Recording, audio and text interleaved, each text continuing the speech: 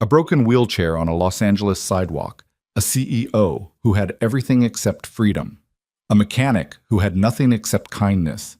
When Vanessa Holloway's chair seized up in front of 100 watching strangers, she laughed and made a promise she never meant to keep. But Landon Pierce didn't know that. He just knelt down and got to work. What happened next stopped traffic, silenced a crowd, and shattered every wall that wealth and pride had ever built between two people who had no business meeting at all. If this story moves you, hit like and drop a comment with the city you're watching from. I want to see exactly how far this story travels. Now settle in, this one's going to take a while. The morning Vanessa Holloway's life changed for the second time started the same way every other morning did, with a schedule she'd written herself, a silence she'd chosen, and a city that moved around her like she was something fixed and permanent, while everything else rotated in orbit.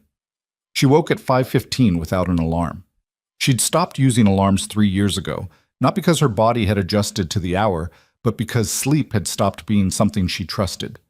Too many nights she'd lain awake until 3, 4 in the morning, listening to the hum of the air purification system she'd installed throughout the penthouse, a system that cost more than most people's cars, and staring at the ceiling she'd had custom commissioned by an artist she'd flown in from Milan. Beautiful ceiling, terrible company. The penthouse occupied the entire top floor of a glass tower in West Hollywood. 4,200 square feet of open layout, floor-to-ceiling windows on 3 sides, a kitchen she barely used, a dining table that seated 12 for a woman who ate alone. She'd bought it 4 years ago when Holloway Tech went public, and her net worth crossed a number she still couldn't entirely believe when she saw it written down. She'd bought it because her financial advisor said it was a sound investment, because her PR team said it sent the right message, and because some quieter, more honest part of her wanted to live somewhere that felt as controlled as the rest of her life. It had never felt like home, but she'd stopped waiting for places to feel like home around the same time she stopped expecting sleep. She transferred from the bed to the chair in the gray pre-dawn light with the practiced efficiency of someone who has made the same movement 10,000 times and stopped noticing the effort years ago. Her arms were strong. She'd worked hard to make them strong, treating her upper body like it was something she needed to be worthy of since everything from the waist down had become unreliable. The accident had taken her ability to walk, her illusion of invincibility, and the man she'd been with at the time, though Marcus leaving was arguably the least damaging of the 3 losses. She'd realized that about 6 months after he went. The realization hadn't made her feel better or worse. It had just settled like everything else eventually settled, into the flat, manageable landscape of something that had happened and was now simply part of the geography. She showered in the custom-fitted bathroom. She dressed in the clothes her personal stylist had laid out the night before. A charcoal blazer over a silk blouse, tailored pants, all chosen for how they read in rooms where perception was currency. She did her makeup with the precision of someone who understood that presentation was armor, and then she navigated the open floor plan to the kitchen island, where her housekeeper Delia had already left coffee and a small plate of fruit and a handwritten note on a yellow sticky that said, "Your 9 o'clock called ahead. He sounds nervous." "That's probably your fault." Vanessa read the note twice and allowed herself a half smile before drinking the coffee standing. Sitting, technically, but she'd always thought of it as standing, mentally if not physically. At the counter, looking out over a city that was just beginning to exhale after another night. She'd built Holloway Tech from the ground up, not from nothing. She was honest with herself about that, always had been. Her father Gregory had given her the first $3 million, which was $3 million more than most people started with, and she carried that awareness like a stone in her pocket at all times. But the direction, the product architecture, the culture, the partnerships, the 6 pivots in 4 years that had brought the company from a promising concept to a platform used by 48 million people, that was hers. She'd earned it in the specific and unglamorous way that things are actually earned. Long hours and bad decisions and corrections, and more long hours, and the willingness to be wrong in front of people and not let that paralyze her. She was good at not letting things paralyze her. She'd had practice. Her driver Marcus, different Marcus, she'd noted the coincidence when she hired him and filed it away as irrelevant, picked her up at 6:40. They went through the usual morning, 2 calls with the East Coast team that had already been working for 2 hours, a voice message from her VP of engineering that required a response, a news scan for anything affecting their sector. By the time they reached the Holloway Tech offices on Wilshire, she'd been working for an hour and 40 minutes. The day moved the way her days moved, with forward momentum and very little room for anything unplanned. She had 9 meetings. She sat through 8 of them from a conference room at the head of a table where everyone else sat on chairs that were technically equal to hers but weren't, and she knew they weren't, and they knew she knew. Power is a strange thing in a room. It doesn't always go where you expect. Some people assumed her wheelchair changed the calculation. They were usually wrong about that, and they were usually surprised by how wrong they were, and sometimes they were apologetic about their surprise, which was the thing she found most exhausting. The apology for the assumption, the performance of correction, as if their internal adjustment was something she needed to acknowledge and absolve. She'd gotten good at not letting her face show any of it. The one meeting she left early was with a software vendor whose product she'd already decided to pass on.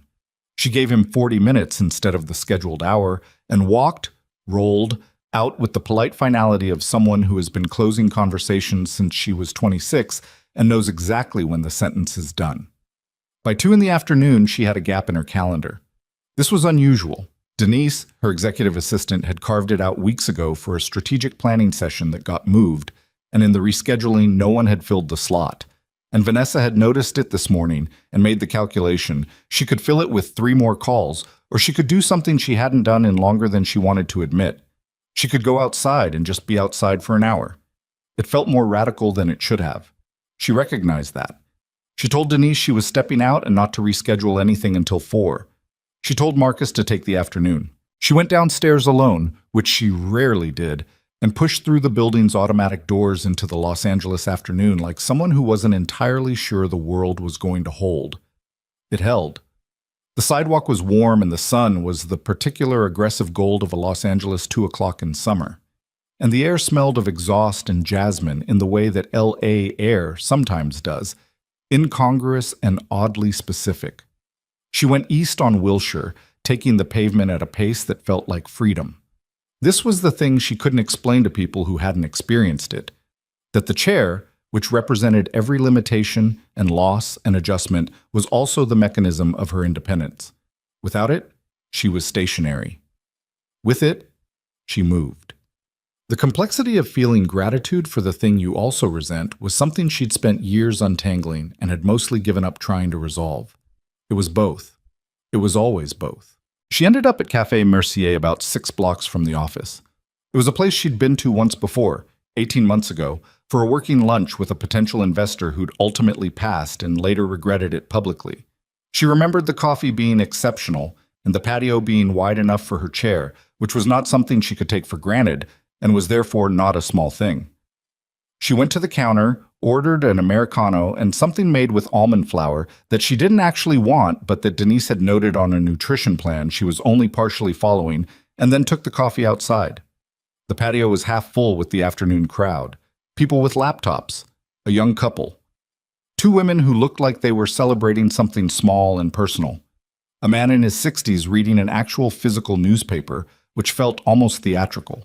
Vanessa found a spot near the planter boxes along the railing and sat with her coffee and let herself have the rare and slightly uncomfortable experience of not doing anything.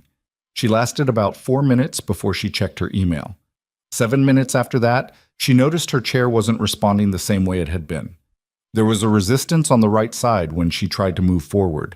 A drag, slight but perceptible, like something catching. She tried again. The drag was still there. She looked down at the right wheel and saw nothing obvious, and then she tried once more, and the whole thing stiffened up with a grinding sensation that she felt through her hands and up into her wrists.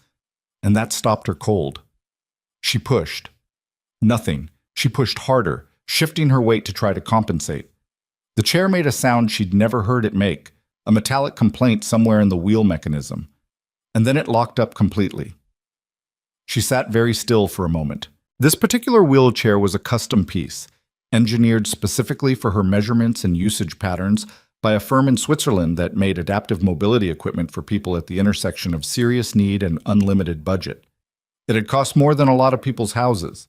Her father had insisted on it after the 3rd chair she'd owned turned out to have a design limitation that caused her chronic back pain, And when Gregory Holloway insisted on something, he tended to pursue it with the same energy he'd used to build a $12 billion portfolio, which meant the Swiss firm had received a very specific and well-funded brief. The chair was supposed to be beyond breakdown. It was supposed to be engineered past the point of ordinary failure. She looked at it now, locked and immovable on a cafe patio in West Hollywood, and felt the very specific and familiar humiliation of her body, or the machine her body depended on, betraying her in public. She could call Marcus. He'd be there in 15 minutes. She could call Denise, who would call someone who would handle it. She had a backup chair at the office, an older model, less customized, that she kept for situations like this. She had resources. She had options. The logistics were solvable in a way that most people facing a mobility crisis wouldn't have access to, and she was not unaware of that. What she wasn't prepared for was the way the people around her responded, or rather, didn't. The two women celebrating something looked over. One of them, mid-30s, a wine glass in her hand, made eye contact with Vanessa, registered the situation, and looked away. Not meanly, just with the particular urban avoidance of someone who has been taught that staring is rude and has interpreted that lesson to include looking at someone long enough to consider whether they need help. The man with the newspaper glanced up and then back down. The couple at the far table didn't seem to notice at all. A server came out and walked directly past her to clear a nearby table and then went back inside without a word. Vanessa sat there for what felt longer than it was, probably 90 seconds, watching people make the calculation that someone else would handle it, or that they didn't want to intrude, or that she was fine, or some version of all three, and she felt the heat of it rise through her chest. Not quite anger, not quite grief, something in the specific territory between those two that didn't have a clean name but that she'd visited before. She pulled out her phone, opened Marcus's contact, put it back down. And then, in the way that extreme frustration sometimes produces something unexpected from the back of the throat, she said, too loud, loud enough for the nearest tables to hear, in a voice that came out more raw and honest than she intended, "Oh, for the love of, you know what? If anyone out here actually wants to help with this, I'll marry them, I swear to God." It came out half desperate, half dark humor, the particular register of a person who has run out of polished responses and defaulted to something real. She said it to the pavement, mostly. Maybe to the locked wheel. Maybe to the universe's very poor sense of comedic timing. She didn't expect an answer. She certainly didn't expect someone to say, from about 4 feet to her left, in a calm and completely matter-of-fact voice, "Okay, let me look at it."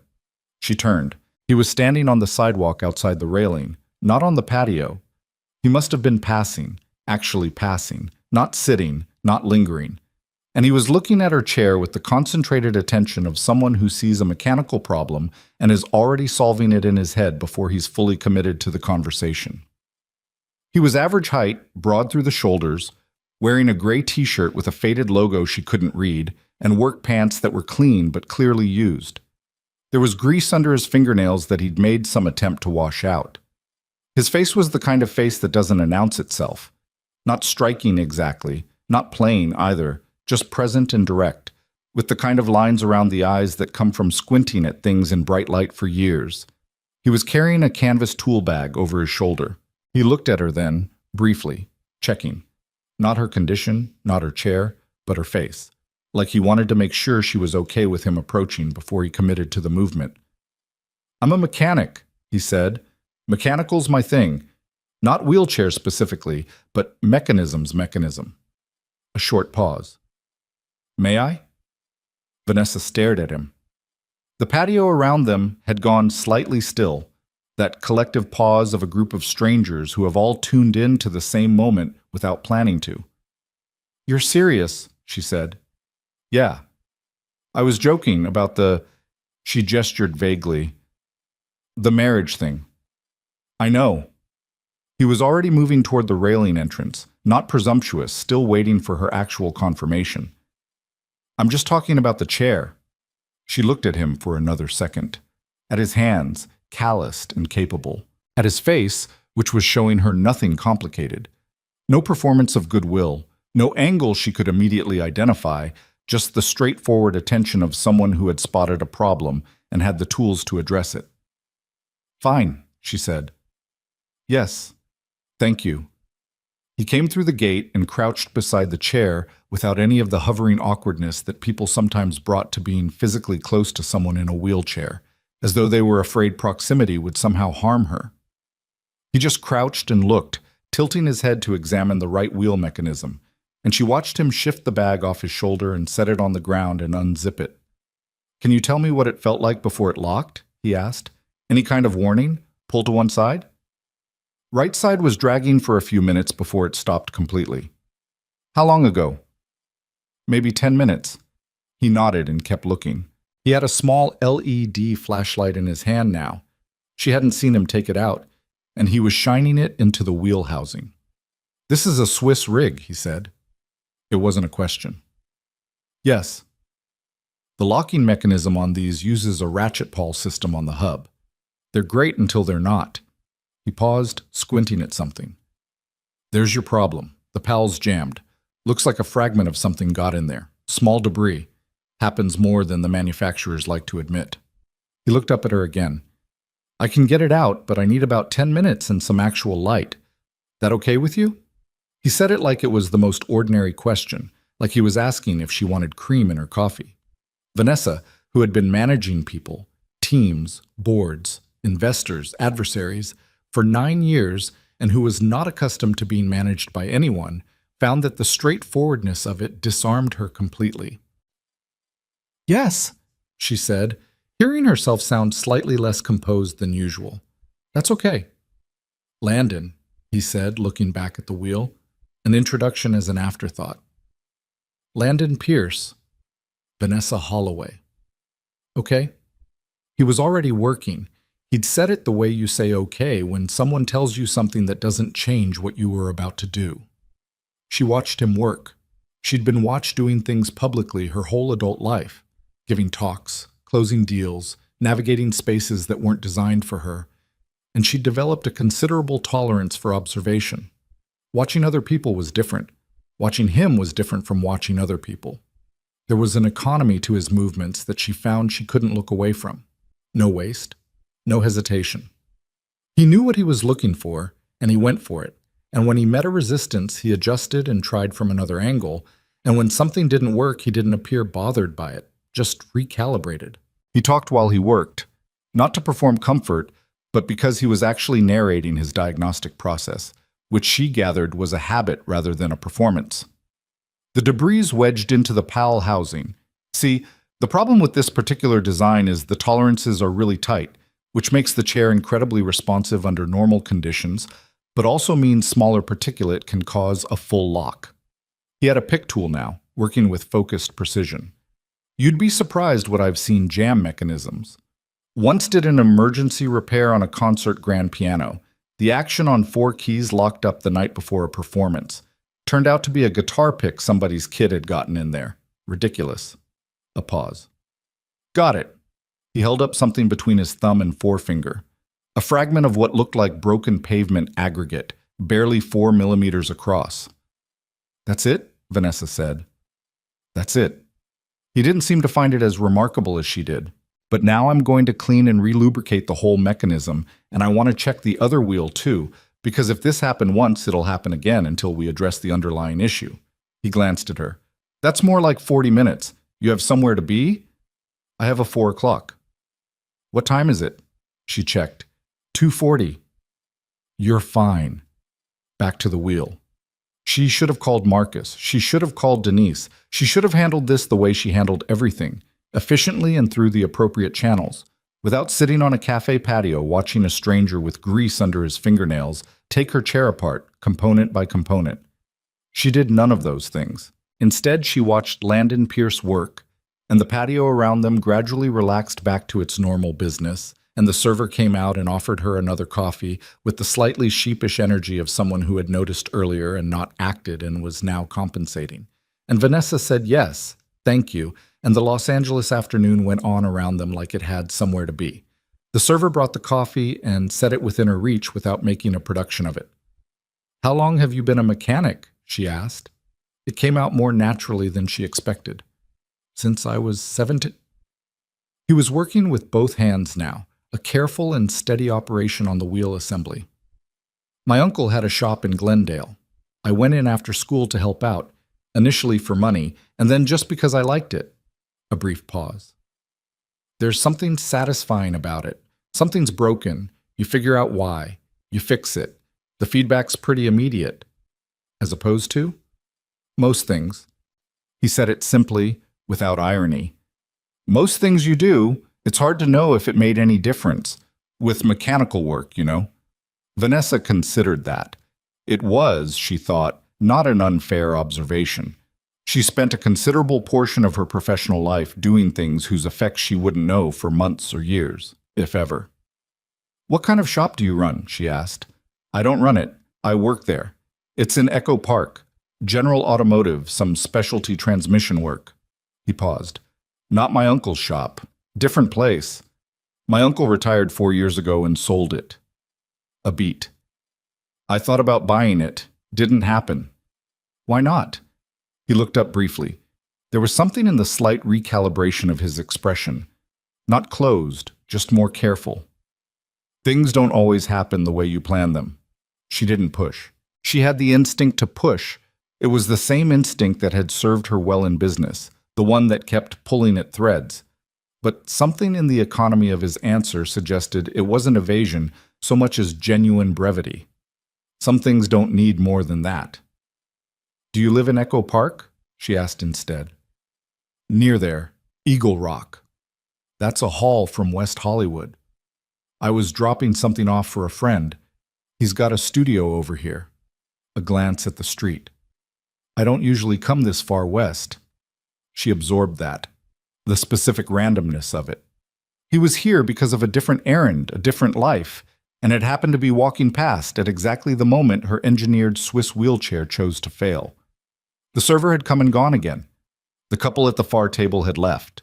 New people had arrived and taken their place, unaware of the minor drama that had already played out here. "You have kids?" she asked. She didn't know why she asked that. She'd been asking people questions all day, targeted, strategic questions designed to get information she needed. This wasn't that. He stopped working for just a moment. Not defensively, just the pause of someone who is about to say something that matters to them and wants to get it right. "Yeah," he said. "A daughter. She's 8. Back to the wheel. Her name's Nora." "Just the two of you?" "Just the two of us." He said it with the particular plainness of someone who is completely at peace with the facts of their life and doesn't need them to sound any different than they are. Not self-pity, not bravado, just, "This is how it is, and it's mine, and it's enough." She found that something she recognized in a sideways way, the aloneness that isn't loneliness, or at least tells itself it isn't. "She's in school right now," he said. "I pick her up at 3:15. That's usually the hard deadline on any job." "You're going to make it." She checked the time again. "You've got 25 minutes. "I know," he said. And there was something in that, a certainty, a contained confidence, that wasn't arrogance exactly. Just the sureness of someone who has learned how to manage his time because there are consequences that matter if he doesn't. He went back to work. What Vanessa didn't notice, because she was watching Landon, was that she herself had become watched. Her father had arrived. Gregory Holloway had, in fact, been in the cafe itself. He'd been 2 blocks away when Denise, who tracked Vanessa's schedule as a professional reflex, had mentioned offhandedly that the CEO had taken an afternoon out. Gregory had sent a text that Vanessa hadn't answered because she'd left her phone in her bag, and then he'd walked over because he was 64 years old and still couldn't resist the impulse to be physically nearby when something was happening with his daughter that he didn't understand. He saw it from the cafe entrance before he made himself known. His daughter on the patio, the locked wheelchair, the man crouched beside it, working with quiet and focused competence. He stood in the doorway and watched. Gregory Holloway had not become one of the most successful entrepreneurs in California by being naive about people. He had extraordinary pattern recognition when it came to human motivation. He could see angles and agendas from across a room, had learned early that most people who came to him had something they wanted, even if what they wanted was harmless enough. He watched everyone through the lens of that awareness. It wasn't cynicism, exactly, just calibration, just reality. He watched Landon Pierce for 90 seconds. and he could not find the angle. That happened rarely enough that he noted it. The man was working on Vanessa's chair with the focused attentiveness of someone who simply wanted to solve a problem. He wasn't performing anything. He wasn't angling toward the conversation in any particular direction. When Vanessa asked him questions, he answered them directly and honestly, and when she didn't ask, he worked in silence that wasn't uncomfortable. Gregory had spent millions on the wheelchair, the custom engineering, the modifications, the fitting process, the follow-up adjustments. He had good people working on it. The Swiss firm sent quarterly diagnostics, and all of that was genuinely useful. He knew that. But watching his daughter on the patio, he saw something he hadn't seen in a long time. She was relaxed. Not medicated relaxed or performed relaxed, or the careful management of appearance she brought to every public setting. Actually, genuinely relaxed in the way that a person is when they've briefly forgotten that other people might be watching. She was talking to this man, this stranger she'd encountered by chance, with the naturalness of someone who didn't have to calculate every word first. Gregory had not seen Vanessa talk to anyone like that in years. He went to the counter and ordered a coffee he didn't particularly need, and then found a seat by the window and waited. Outside, Landon finished his work on the second wheel and did a final check of the axle housings.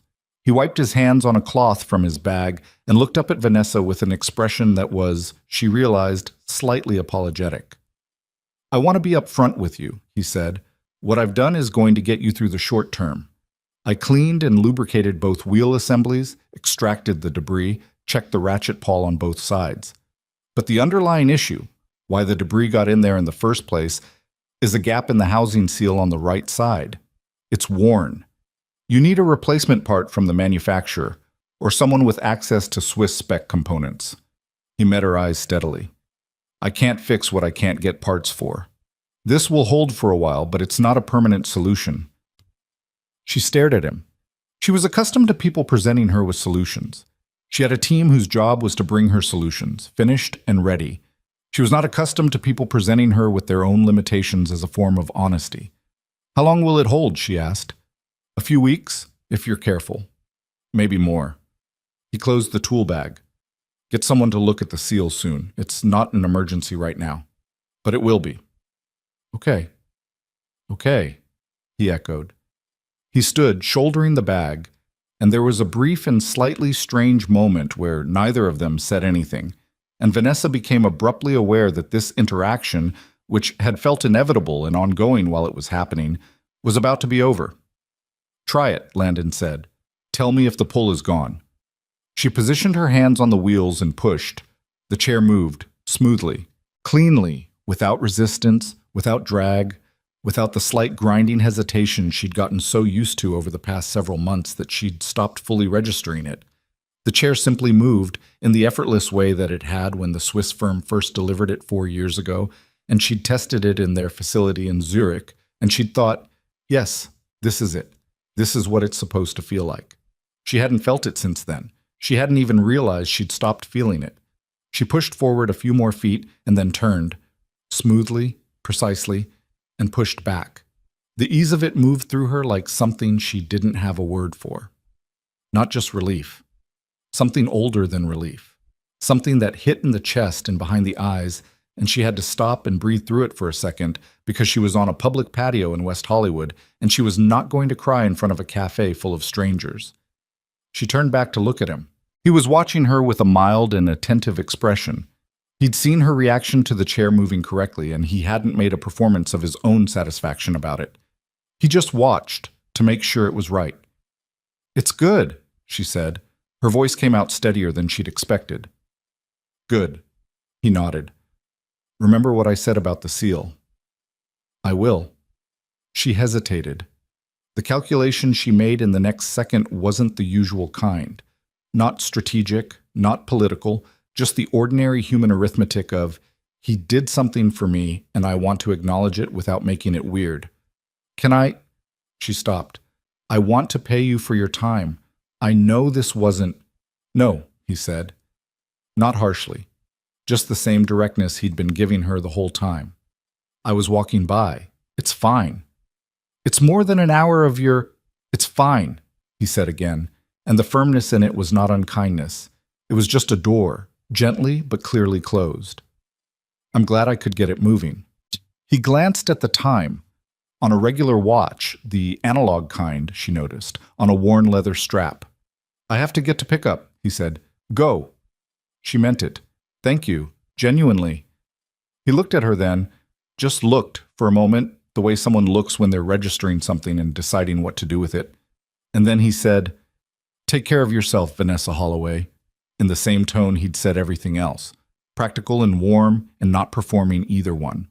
And then he walked off the patio and back to the sidewalk and headed east in the direction of whatever his actual life was, the canvas bag over his shoulder, and within 30 seconds he was gone around a corner and the patio had absorbed his absence the way it absorbs everything, which is to say, it simply continued. Vanessa sat with her coffee, which had gone cold. Her phone showed 2 texts from Denise, one from the general counsel and one from a board member. The 4 o'clock. The actual functioning world of her actual functioning life. And also her father, who came through the cafe door at that moment with a coffee cup in his hand and an expression he was working hard to keep neutral, and who sat down across from her without asking and looked at her for a long moment before saying, quietly, in the voice he used when something had actually moved him, Are you all right? Yes, she said. The chair? It's fine. She pushed forward and back to demonstrate. The ease of it was still there, still clear. He fixed it. Gregory was quiet for a moment. He looked at the corner where Landon had disappeared. Who is he? A mechanic. She picked up the cold coffee. He was walking past. Her father nodded slowly, the way he nodded when he was processing something he hadn't expected and hadn't fully categorized yet. He'd spent 64 years building systems for understanding the world, and occasionally something fell outside those systems and he had to just sit with it for a while. He didn't want anything, Gregory said. It wasn't quite a question. No, Vanessa said. He just fixed the chair. She held the coffee cup in both hands, not drinking it. Outside, Los Angeles moved around her in its usual way, constant and varied and indifferent.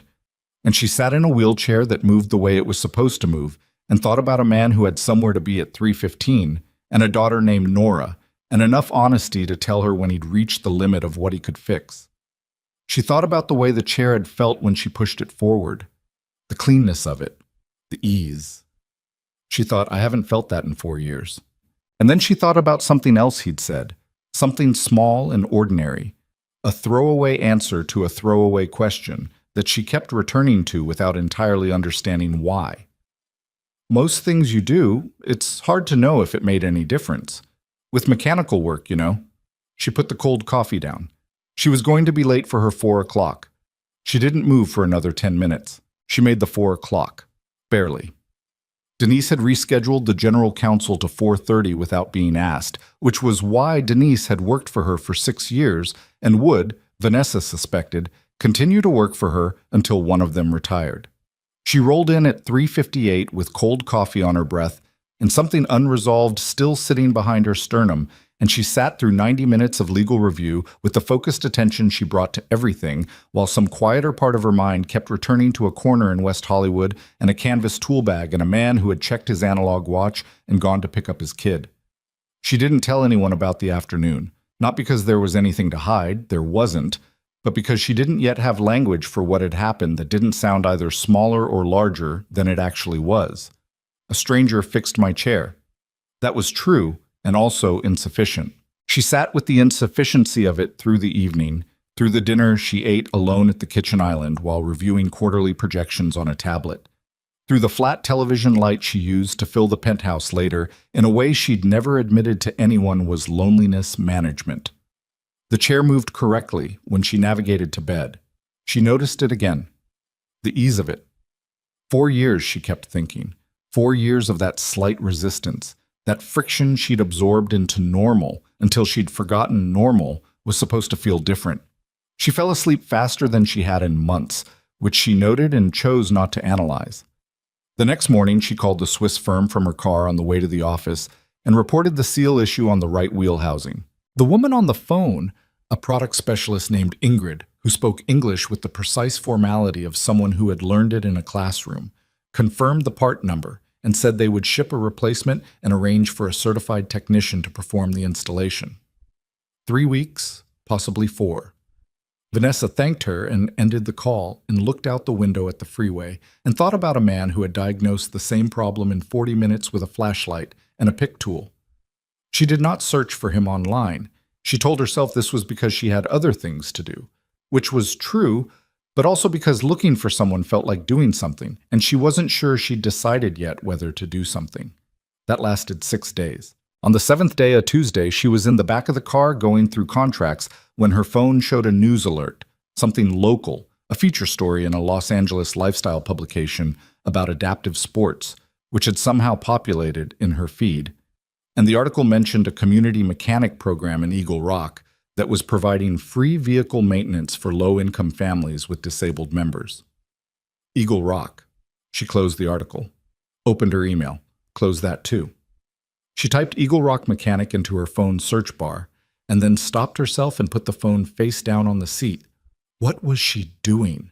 Marcus caught her eye in the rearview mirror for a second and then diplomatically looked away, which was one of the things she appreciated about him, his extraordinary professional capacity for seeing nothing. The thing was, and she understood this about herself, she did not pursue things she hadn't decided to pursue. That was almost a structural feature of her personality. Her therapist, she'd seen someone for 2 years after the accident and occasionally still did, had said once that Vanessa treated her own emotional life the way some people treat their finances. She tracked everything, categorized everything, and made no withdrawals without prior calculation. At the time, she'd taken it as a neutral observation. Later, she'd recognized it was less neutral than that. She knew why she was thinking about Landon Pierce. It wasn't complicated at the base level. He had been genuinely kind to her in public in a way that was unrehearsed and without calculation, and that was rarer than it should have been in her life. The people around her were kind in the way that people are kind to powerful people, carefully, with awareness of what their kindness signals and what it might return. It wasn't insincere exactly, it was just never entirely simple. She'd gotten used to it. She'd stopped expecting otherwise. He hadn't known who she was. Or rather, he'd heard the name Vanessa Holloway, and it had produced exactly nothing in his expression. Either he genuinely didn't know, or he knew and genuinely didn't care, and either way the effect was the same. He'd crouched beside her chair and gotten to work and spoken to her like a person, which ought to be a low bar and somehow wasn't. She picked the phone back up, typed the search differently this time. Eagle Rock Auto Repair Shop, 7 results. She narrowed by proximity to the neighborhood center. 3 shops looked plausible. She looked at the reviews on each, not for the quality of the repair work, though the quality was apparent enough, but for the texture of the language people used. 2 of the shops had the generic praise of places that had solicited reviews. One of them had the specific particular praise of people who were describing actual experiences. Landon stayed 2 hours past closing to finish my transmission job because he knew I had work the next morning. Charged me the same rate. Don't know what to say about that except it's not nothing. Honest diagnosis. Didn't try to sell me on repairs I didn't need. That's worth the drive from Burbank. My daughter's adapted van needed something specialty, and they figured it out when 3 other places said they couldn't. Landon Pierce specifically. Give that man a raise. She read that last one twice. Holloway Tech had a fleet of vehicles. Some of them were due for service. It was not unreasonable. She turned this over, testing it for the self-deception she had enough self-awareness to check for. It was not unreasonable for the company to diversify its service providers, including exploring local independent shops. That was a rationalization, and she knew it. She went anyway. She told her driver she needed to make a stop in Eagle Rock and gave him the address, and sat in the back of the car with the contract she was no longer reading while Los Angeles scrolled past the window, and she considered, not for the first time, that she was perhaps not as controlled as she generally presented. The shop was called Pierce and Morales Auto. It was on a side street 2 blocks off Colorado Boulevard, the kind of business that had been in the same building for long enough that the building had absorbed its character. Good signage, worn concrete, 3 lifts visible through the open bay doors, a small waiting area visible through a window in the front. Clean. Not performatively clean, just actually clean, in the way that a working space is clean when the person running it cares about the work. She rolled to the front door and went inside. The waiting area had 4 chairs, a coffee maker that had seen better days, and a rack of automotive magazines from several months ago. There was a service desk along one wall, unmanned at the moment. From behind the door that led to the bays, she could hear the specific orchestral quality of a working shop: air tools, radio, two people talking over the sound of both. She waited. After a minute, the door opened and a man came out, mid-50s, broad-built, wearing a shop shirt with Morales stitched on the chest, holding a tablet and looking at it. He looked up and saw her, and the tablet went to his side. "Help you?" Not unfriendly, just a man who had a lot of things to do. "I was hoping to speak with Landon Pierce," she said. "If he's available." Morales's expression shifted slightly. Not suspicion, just attentiveness, the recalibration of someone trying to sort out what kind of customer this was. She was in a different chair today, the older backup model from the office, and she was wearing what Denise called her civilian outfit, a simple blazer over a plain shirt, no visible signals of the scale of her professional life. She'd done this deliberately, though she hadn't fully admitted to herself that she was doing it deliberately. "He's finishing something up," Morales said. 5-10 minutes? That's fine. He disappeared back through the door. She heard briefly the sound of someone being told he had a visitor, and then the music and tools reasserted themselves and she waited. He came through the door 7 minutes later, wiping his hands on a cloth, and she watched him see her and stop. Not dramatically, just stop. A brief recalibration, the same thing Morales had done, but with more to work with, because he recognized her. "Vanessa Holloway," he said. Then, "Huh." It was, she thought, a remarkably honest response. "Hi," she said. "Sorry to come by without calling. I didn't have a number." "No, it's..." He tucked the cloth into his back pocket and came fully into the waiting area, and he didn't quite know what to do with his hands for a second, which was the first moment she'd seen him look anything other than entirely settled. "How's the chair?" "That's part of why I'm here." She paused. "The Swiss manufacturer is shipping the part for the seal. They said 3 to 4 weeks. That sounds about right for their lead times." He'd recovered his footing, back to the direct attentive quality that was just how he operated. He pulled out the chair from behind the service desk and sat, not leaning back, forearms on the desk. "What's the other part?" The question surprised her. Most people wouldn't have noted that she'd said part of why she was there. "I wanted to thank you properly," she said. "You left before I had the chance. Or before I found the right words, maybe. You thanked me." "I said thank you. That's not the same thing." She held his gaze. "What you did? I've had that chair for 4 years, and the resistance in the wheel was there for at least the last 1.5 years. Maybe longer. I'd stopped noticing it. When you fixed it, I noticed what it was supposed to feel like." A brief pause. She was saying more than she'd planned, but the words were already in motion. "That matters. More than I expected it to." He was quiet for a moment. Not uncomfortable. He seemed entirely comfortable with silence in a way that a lot of people weren't, just considering. "You drove out to Eagle Rock to tell me that," he said. It wasn't skeptical, just factual. "I drove out to Eagle Rock to tell you that," she confirmed, "and to ask if your shop has ever worked on fleet vehicles. Holloway Tech has 14. We use a service out of Culver City currently. I'd consider moving the contract if you're interested in talking about it." Now he was quiet for a different reason. She watched him process it, not the flattery of it, which didn't seem to particularly register, but the practical reality of it. 14 vehicles. A corporate contract. The math of what that meant for a 2-bay independent shop in Eagle Rock. "That's a significant offer," he said carefully. "It's a business conversation, not an obligation." She meant that, and she thought he could tell she meant it. "I'm not doing you a favor. I'm exploring whether your shop is a good fit. If it's not, it's not." He looked at her steadily for a few seconds. "Why would you move a working contract?" "Because the current service is adequate, and I think adequate is a low bar." She kept her voice even. "And because I'd rather work with someone who knows what they're doing and will tell me honestly when they don't. That's harder to find than it should be." Another pause. He unfolded his arms and leaned back slightly, and she could see him genuinely thinking about it, not performing consideration, but actually running through the logistics in real time. Space, staffing, The difference between servicing personal vehicles and a corporate fleet with maintenance schedules and documentation requirements. "I'd need to talk to Morales," he said. "This is his shop as much as mine. More technically, he's got the majority stake." "Of course. And I'd need to know what fleet vehicles mean specifically. What kind, what mileage, what the service history looks like." "I can have that information sent to you today." He nodded, slow, still working through it. "Can I ask you something?" "Yes."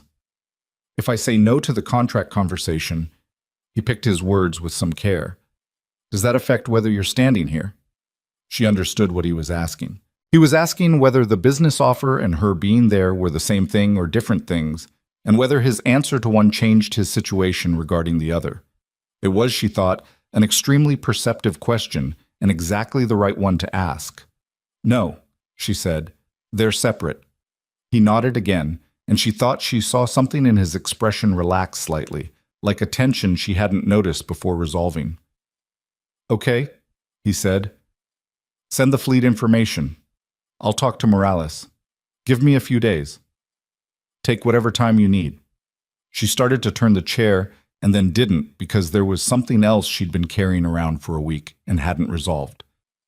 "Your daughter," she said. "Nora." He looked at her with a different quality of attention. "You said she was 8. Vanessa paused. "My company has a partnership with a program called Open Path. It's an after-school STEM initiative, engineering and design. They have a waiting list, usually about 4 months. She met his eyes. "I can make a call, if she's interested. No obligation, no connection to the contract discussion. Completely separate." The expression on his face was difficult to read. She'd gotten reasonably good at reading people's expressions, and this one was layered in a way she hadn't encountered much. There was the practical surprise of the offer, and underneath it, something more guarded, the wariness of a parent who has learned to be careful about what gets into their kid's life and why. "She likes building things," he said slowly. "She's always taking stuff apart to see how it works." A half beat. "Like someone else I know." The last 4 words were said quietly, and not to Vanessa exactly, more like he was noting something to himself. "You don't have to decide now," she said. "I know." He stood, and she realized that for the past several minutes she hadn't thought about the chair at all, which was a more notable thing than it might sound like to someone who'd never experienced its opposite. "Can I show you something?" he said. She'd expected him to walk her out. Instead, he pushed open the door to the bays and held it for her, and she went through into the working part of the shop. The smell hit her first, oil and metal and the specific sharp cleanness of a well-maintained workspace.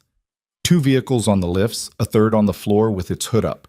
Morales was under the far one, visible only from the waist down. A younger guy in his 20s was doing something at the workbench along the far wall. Landon led her past the vehicles to the workbench area and gestured to something on the table. A disassembled piece of machinery, spread out in components with the careful organization of someone who knows exactly where everything came from and where it's going back. "What is it?" she asked. "Wheelchair drive motor," he said. "Power chair, different kind than yours. Belongs to a kid, 14 years old, lives down the street. His family brought it in 2 weeks ago. The motor's shot and the replacement part is $600, which..." He stopped. "They don't have $600. She looked at the components laid out on the bench. "What are you doing with it?" "Trying to rebuild it. The motor itself is gone, but I think I can swap in an equivalent from a mobility scooter that came in as junk last month. Different specs, but I think I can make it work." He picked up one of the components, turned it in his hands. "It's not the right fix. Ideally, he'd have the proper replacement, but it's better than what he's got, which is a chair he can't move." She looked at the components for a moment, at his hands holding the piece, at the quiet concentration in his face, even while he was explaining it to her, like part of his attention was already solving the problem. "How long have you been working on it?" she asked. "Few evenings." He set the piece back down with precision, exactly where it had been. "It's not a paying job. Morales knows. It's fine." From the back of the shop, Morales' voice came up from under the car. "Did he tell you he's been here until 9 every night this week?" Landon turned toward the sound with an expression that was approximately equal parts irritation and acceptance. That's not relevant, Ray. Seems relevant. The voice was entirely unbothered. Tell her the part's not free either. The scooter motor was junk. It came in as, you paid the estate sale $40 for it. That's not nothing when you've got rent. Vanessa looked between the direction of the voice and Landon's expression, which had settled into the patient resignation of a man who works alongside someone who will say the true thing at any available opportunity. I'm going to stop having conversations in front of you, Landon said toward the car. Seems wise, Morales agreed, and went back to work. Vanessa looked at the motor components again, the careful organization, the hours. The proper replacement part, she said, $600. Something like that. I'd like to cover that. He looked at her immediately, and the look was careful. She recognized it as the same look he'd given her when she tried to pay him for the cafe repair. She got ahead of it. This isn't about you, she said plainly. I don't know that kid. I don't know his family, but a 14-year-old shouldn't be sitting still because his motor's shot and nobody has $600. She kept her voice even. That's just a problem that can be fixed. You don't have to be involved in it. He was quiet for a long moment. You'd be paying it to the family, he said. Not through me. However, it makes sense. I'll give you the contact information. He paused. You should know. They'll probably ask how this happened. I'll have to tell them someone offered. They may want to thank you. That's fine. They're proud people. The mother especially. I'm not trying to make anyone feel like a charity case. She held his gaze. I just want him to be able to move. There it was again. That almost imperceptible shift in his expression, something that moved behind his eyes and then settled. Like a recalibration of something he'd been assuming. He gave her the family's contact information. She put it in her phone. She turned the chair toward the bay door, and he walked with her, not ahead and not behind, just alongside, in the natural way of someone who isn't thinking about what it looks like. Outside in the afternoon light, Morales' voice drifted out from the bay. Nice to meet you, Vanessa Holloway. Landon put a hand over his face briefly. She laughed, not the careful, managed sound she produced in professional settings, but an actual laugh, which surprised her by arriving before she'd made any decision about it. You too, she called back. By the car, Marcus appeared from where he'd been waiting with the professional invisibility he was so good at, and opened the door. She paused beside it. The fleet information will be in your email by end of day, she said. Okay. Landon had his hands in his pockets. He looked at her in the afternoon light with the same direct and uncomplicated attention he'd given everything else. Thank you for coming out here. Thank you for not making it weird. The corner of his mouth moved, almost a smile. I'm trying. She got in the car. Marcus closed the door and she looked out the window, and Landon was already walking back toward the bay, not watching her go, just returning to the work that was waiting for him. And she sat back in the seat and felt something she couldn't entirely name that was warm and slightly uncomfortable in the way that things are when they're real. Her phone rang. She answered it. The rest of the afternoon reasserted itself. But the kid's family got a call from her office by 5 o'clock, and by Thursday, the $600 had been handled through Holloway Tech's Community Outreach Fund without anyone having to feel like a charity case. And she got a voicemail that Friday from a number she didn't recognize, a woman's voice, careful and dignified and genuinely moved, that she listened to 3 times before saving it to a folder she'd never had a reason to create before. She labeled it simply, Eagle Rock. She didn't look at it again that week, but she didn't delete it either. The fleet contract came through on a Friday. Morales called to confirm it, not Landon, which Vanessa noted. And the conversation was brief and professional and ended with Morales saying, in a tone that suggested he was not a man who said things he didn't mean, "We'll take good care of your vehicles, Ms. Holloway." She believed him. The first 3 Holloway Tech vehicles came into Pierce and Morales the following Monday. Vanessa knew this because she asked Denise to flag it, and then immediately told herself that was a normal thing to do when establishing a new vendor relationship, and then recognized that she was justifying herself to herself, which was a sign that something was operating below the level of rational management. She didn't go to Eagle Rock that week, or the week after. What she did do was think about the kid with the power chair, the 14-year-old whose name she'd learned was Darian, whose mother had left that careful, dignified voicemail. More than she expected. She found herself thinking about the motor components spread out on the bench, the organization of them, the hours Landon had put in after closing quietly, without telling anyone who might have made it mean something other than what it was, just a man who saw something broken and couldn't walk past it.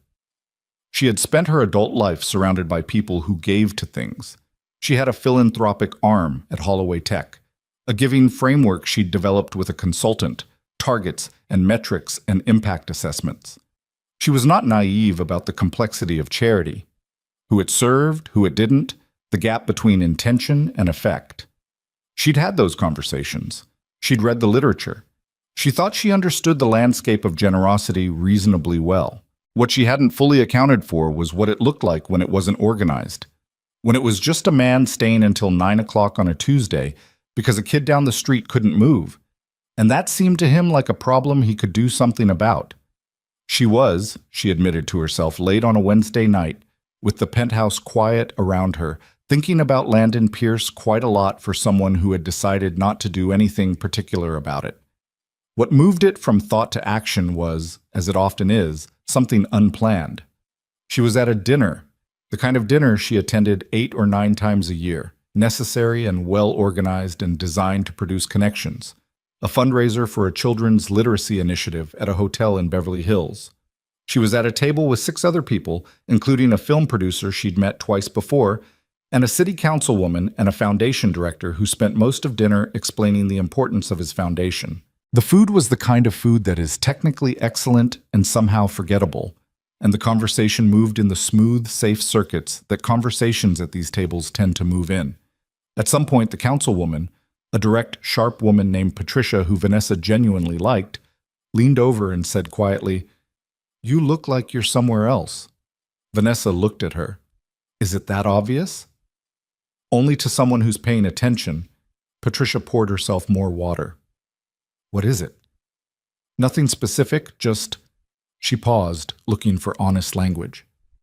"Do you ever feel like you're doing everything correctly and something is still wrong?" Patricia considered that for a moment with the seriousness it deserved. "I feel that about twice a week," she said. "I've been trying to figure out the difference between something being wrong and something being incomplete." She glanced at Vanessa with the frank appraisal of someone who has been in rooms like this long enough to see through most of what happens in them. "For you, I'd guess it's incomplete." Vanessa drove home thinking about that word. She called Landon the next morning. She had his number. It had come through the contract paperwork, and she'd looked at it a few times without using it. He answered on the 3rd ring. There was shop noise in the background. "This is Vanessa Holloway," she said, which she immediately recognized was unnecessary because he had her number now too, but it came out anyway. "Yeah, I know." Not unkind, just straightforward. The background noise shifted like he'd moved somewhere quieter. "What's up?" The directness of it, she realized, was one of the things about him that she couldn't stop thinking about. Not rude, just transactional in the best sense. He said what he meant and waited for you to say what you meant. "I wanted to ask you something," she said, "and I want you to feel free to say no.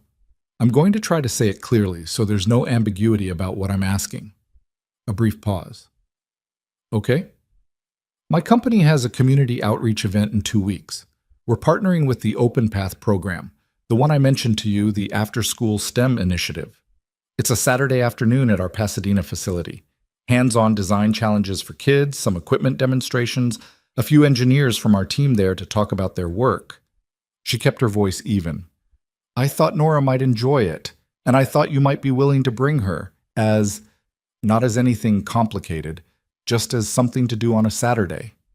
The line was quiet for a moment. "Just Nora?" he asked. "You'd both be welcome. I'll be there." A pause. "I know this feels like I'm orchestrating something." "Are you?" The question was so direct it almost made her laugh. "I don't know," she said, which surprised her by being true. "I thought I wasn't. Now that you're asking, I'm less sure."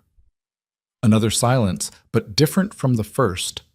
More like he was actually sitting with the honesty of that answer rather than deciding what to do with it. "Can I tell you something?" he said. "Yes." I've been careful the last few years about what I let into Nora's life. He said it without apology, but also without aggression, just as a fact she was owed. Not everything, just certain things. New people especially. I have to be. A pause. She lost her mom when she was 4. She's a resilient kid, but she also attaches, and people don't always stick around. Vanessa was quiet for a moment. I understand, she said, and then, because she thought he deserved more than that, I'm not making you a promise. I think that would actually be worse, promising something I don't know how to keep. What I can say is that I'm not impulsive about people. I wasn't before the accident, and I'm not now. I don't show up in places I'm not sure about. She heard him exhale slowly. 2 weeks, he said. The Saturday? The 15th, noon to 4. Let me talk to her. A beat. She'll probably want to come. She's been asking about engineering programs since I mentioned the open path thing, actually. You mentioned it to her? She asks about my week. A slight shift in his voice, something warmer. She's 8. She wants to know everything. It's exhausting, and it's the best thing about my life. Another pause. I'll let you know. Okay. She ended the call and sat for a moment with the phone in her lap, and the city doing its morning thing outside the car window. Marcus, with his extraordinary professional vision, saw none of it. He texted her 2 days later. Not a call. A text, which felt somehow more considered, like he'd thought about the medium. She wants to come. We'll be there at noon. The L at the end. She read it 3 times. She typed back, Good. See you then. She stared at it for a second and then added, She'll like the robotics station. Tell her to ask for a woman named Claire. She builds things that don't work until they suddenly do, and she's great with kids. She sent it before she second-guessed it. The reply came 40 minutes later. Will do. The 2 weeks between that text and the Saturday felt both long and fast in the way that anticipatory time always does. Vanessa caught herself preparing for the event with more personal investment than the other 11 events she had on her calendar that month, which she recognized and tried not to indulge too conspicuously. She talked to Claire about Nora without saying exactly how she knew the child or why it mattered, and Claire, who was 31 and built robots in her spare time and was one of the 3 or 4 people at Holloway Tech Vanessa genuinely delighted in, said, Got it, I'll be good, with the easy confidence of someone who is always good with kids and knows it. The Pasadena facility was a converted warehouse, high ceilings, good light, the kind of industrial space that had been thoughtfully redesigned without losing what made it interesting. By 11:30 on the Saturday, there were 40 kids registered and a team of 12 Holloway engineers setting up stations, and Vanessa was navigating the floor doing the thing she always did at events, which was simultaneously run logistics in her head and make every individual person she talked to feel like they had her complete attention, which was a skill she'd developed early and never stopped using. She saw them come in at 12:02. Nora Pierce was small for 8, with her father's dark eyes and a deliberate quality to her movement that made her look like she was paying attention to everything simultaneously. She was wearing a shirt that said, Science is cool in block letters that had clearly been chosen by herself rather than a parent, and she was holding Landon's hand, but not in the clingy way of an anxious child, more in the way of a kid who reaches for a specific person out of preference rather than need. Landon had made some effort with his appearance. Not a lot. Not in a way that was uncomfortable or unlike himself, but a clean shirt, dark, not a work shirt, and he'd done something with his hair that suggested a mirror had been consulted. Vanessa noticed all of this in the first 4 seconds, and then looked away before he caught her noticing. He didn't catch her. He was looking at the space, taking it in with the measured attention he brought to everything, while Nora pulled slightly forward and was already scanning the room with bright and systematic interest. Vanessa crossed to them. You found it okay? She said. GPS works, Landon said, and then the corner of his mouth. Good to see you. She looked at Nora. Hi, I'm Vanessa. Nora looked at her with the frank, unburdened appraisal of a child who hasn't yet learned to perform polite uncertainty. Dad said you fix problems, she said. For a company. Vanessa glanced at Landon, who seemed to be looking at the ceiling briefly. That's pretty much right, she said to Nora. What kind of problems do you like to fix? Anything that's broken. Nora said it with absolute conviction, the way only 8-year-olds and a few extraordinarily grounded adults can say something. Dad says you have to look at the broken part first before you can fix anything else. You can't just guess. Your dad's right about that. He's right about most things, Nora said, in the tone of someone reporting a fact. He's wrong about bedtime, but most things.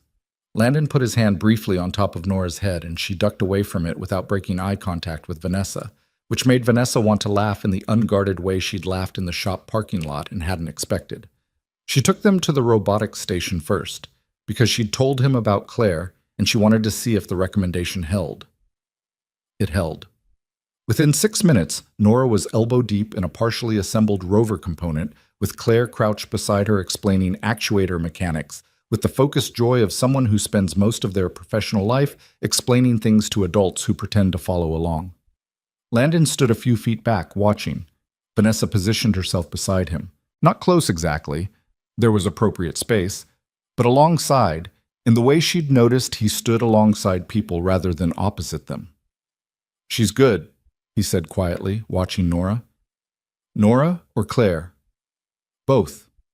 They watched Nora interrogate Claire about why one of the joints wasn't responding correctly. Claire started to explain, and Nora interrupted with a question that made Claire stop and actually reconsider her answer. And Claire said, "Okay, that's actually a really good point," with the genuine surprise of a person who wasn't expecting to be challenged by an 8-year-old. "She gets that from you," Vanessa said.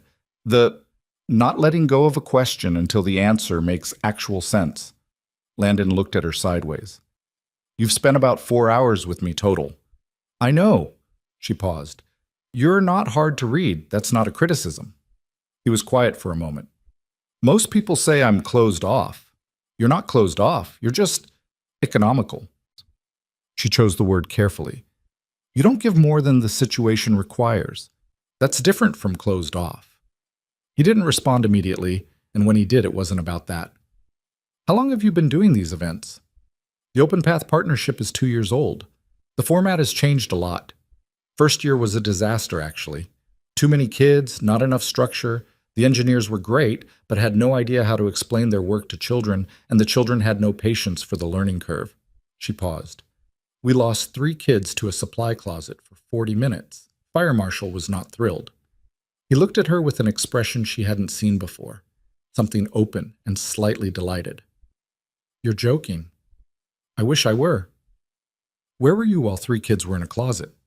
"Arguing with a catering vendor about whether 20% cashew trail mix qualified as an allergy risk. It does not. They had strong opinions." She shook her head. "It was a very bad afternoon." He laughed. A real one. Not the polite version, but the actual sound of a person genuinely amused. And it hit her somewhere behind the ribs in a way she chose to simply note and move past. They moved through the facility over the next hour. The structural engineering station, where Nora built a bridge from popsicle sticks and tested its load capacity with increasing weights until it failed magnificently and then immediately started asking why. The design lab, where she spent 20 minutes with a junior engineer named Tomas, who had the patience of a saint and the energy of someone who had consumed significant caffeine. A demonstration from a materials scientist that Nora found less interesting, and said so with a diplomatic honesty that made the materials scientist, to his credit, laugh rather than take offense. Vanessa stayed with them most of the time, breaking away occasionally when something needed her attention, and returning without making a production of the returning. She noticed that Landon tracked her even when he was focused on Nora. Not possessively, just with the awareness of someone who keeps inventory of the people in a space they're responsible for. At some point in the early afternoon, they found themselves at a quieter corner of the facility, Nora occupied at a coding station with Claire, and Vanessa and Landon standing at the perimeter with coffee from the event's refreshment table that was serviceable and nothing more. "Can I ask about your father?" Landon said. It surprised her. "Gregory? I read about him after I met you." A pause. "I looked you up. I should have said that earlier." "That's fine." She meant it. "What about him?" "The articles talk about what he's built, the scale of it." He held the coffee cup in both hands, looking out at the room. "They don't say much about him as a person." She considered that for a moment, the specific terrain of Gregory Holloway, as a topic of honest conversation. She'd had the public version of this conversation 100 times. She was less practiced at the private one. "He's complicated," she said. "He built something real. The company, the portfolio, all of it. He works harder than anyone I've ever met," which sounds like praise and is. But it also means that for most of my childhood, he was somewhere else. She paused. "He's a better father now than he was when it was most critical. I've made a kind of peace with that. It's not a complete peace, but it holds." Landon nodded. "After the accident," she continued, and she was saying more than she usually said. She knew that, but something about the specific quality of his attention made it feel like the right room for the right words. He redirected a significant part of his energy into fixing it. Me, or the circumstances around me. The chair, the apartment modifications, the medical team, every resource he had. She looked at her coffee. It was love. I know it was love. It was also the kind of love that doesn't know how to sit with something it can't solve. "Hard to receive," Landon said. "Very hard to receive." He was quiet for a moment. "Nora's mom," he said, and she could hear him deciding how much to give. "Left when Nora was 3. She didn't die then. She got sick the following year. Ovarian cancer. She was 31. A pause. "We weren't together anymore when it happened, but I was there at the end because she didn't have a lot of people and Nora needed someone to hold it together." He said it plainly, with the particular flatness of someone who has told this story enough times to have smoothed it into something manageable, while the actual weight of it remained in the room between the words. It changed a lot of things, obviously. But the thing I think about most is that Nora doesn't remember her well. She has a few things: photographs, a video I saved from a birthday when Nora was 2, but mostly what she has are my memories of her mother, and I'm aware that's not neutral. I'm aware I'm the filter. "That's a heavy thing to carry," Vanessa said. "It is." He glanced at Nora across the room, who was now arguing cheerfully with the coding program about why her logic should have worked. "She's okay, though. She's genuinely okay. I don't know if I did that or if it's just her. I think it's mostly her." "You don't give yourself credit." "I don't know how to measure it." He looked back at Vanessa. "I don't know how to know whether the choices I made were right. I can see she's okay today. I can't see back and know which things I did made the difference." A brief pause, and there was the faint ghost of a smile in it. "Can't run the same kid twice with different variables." "No," she said. "You can't."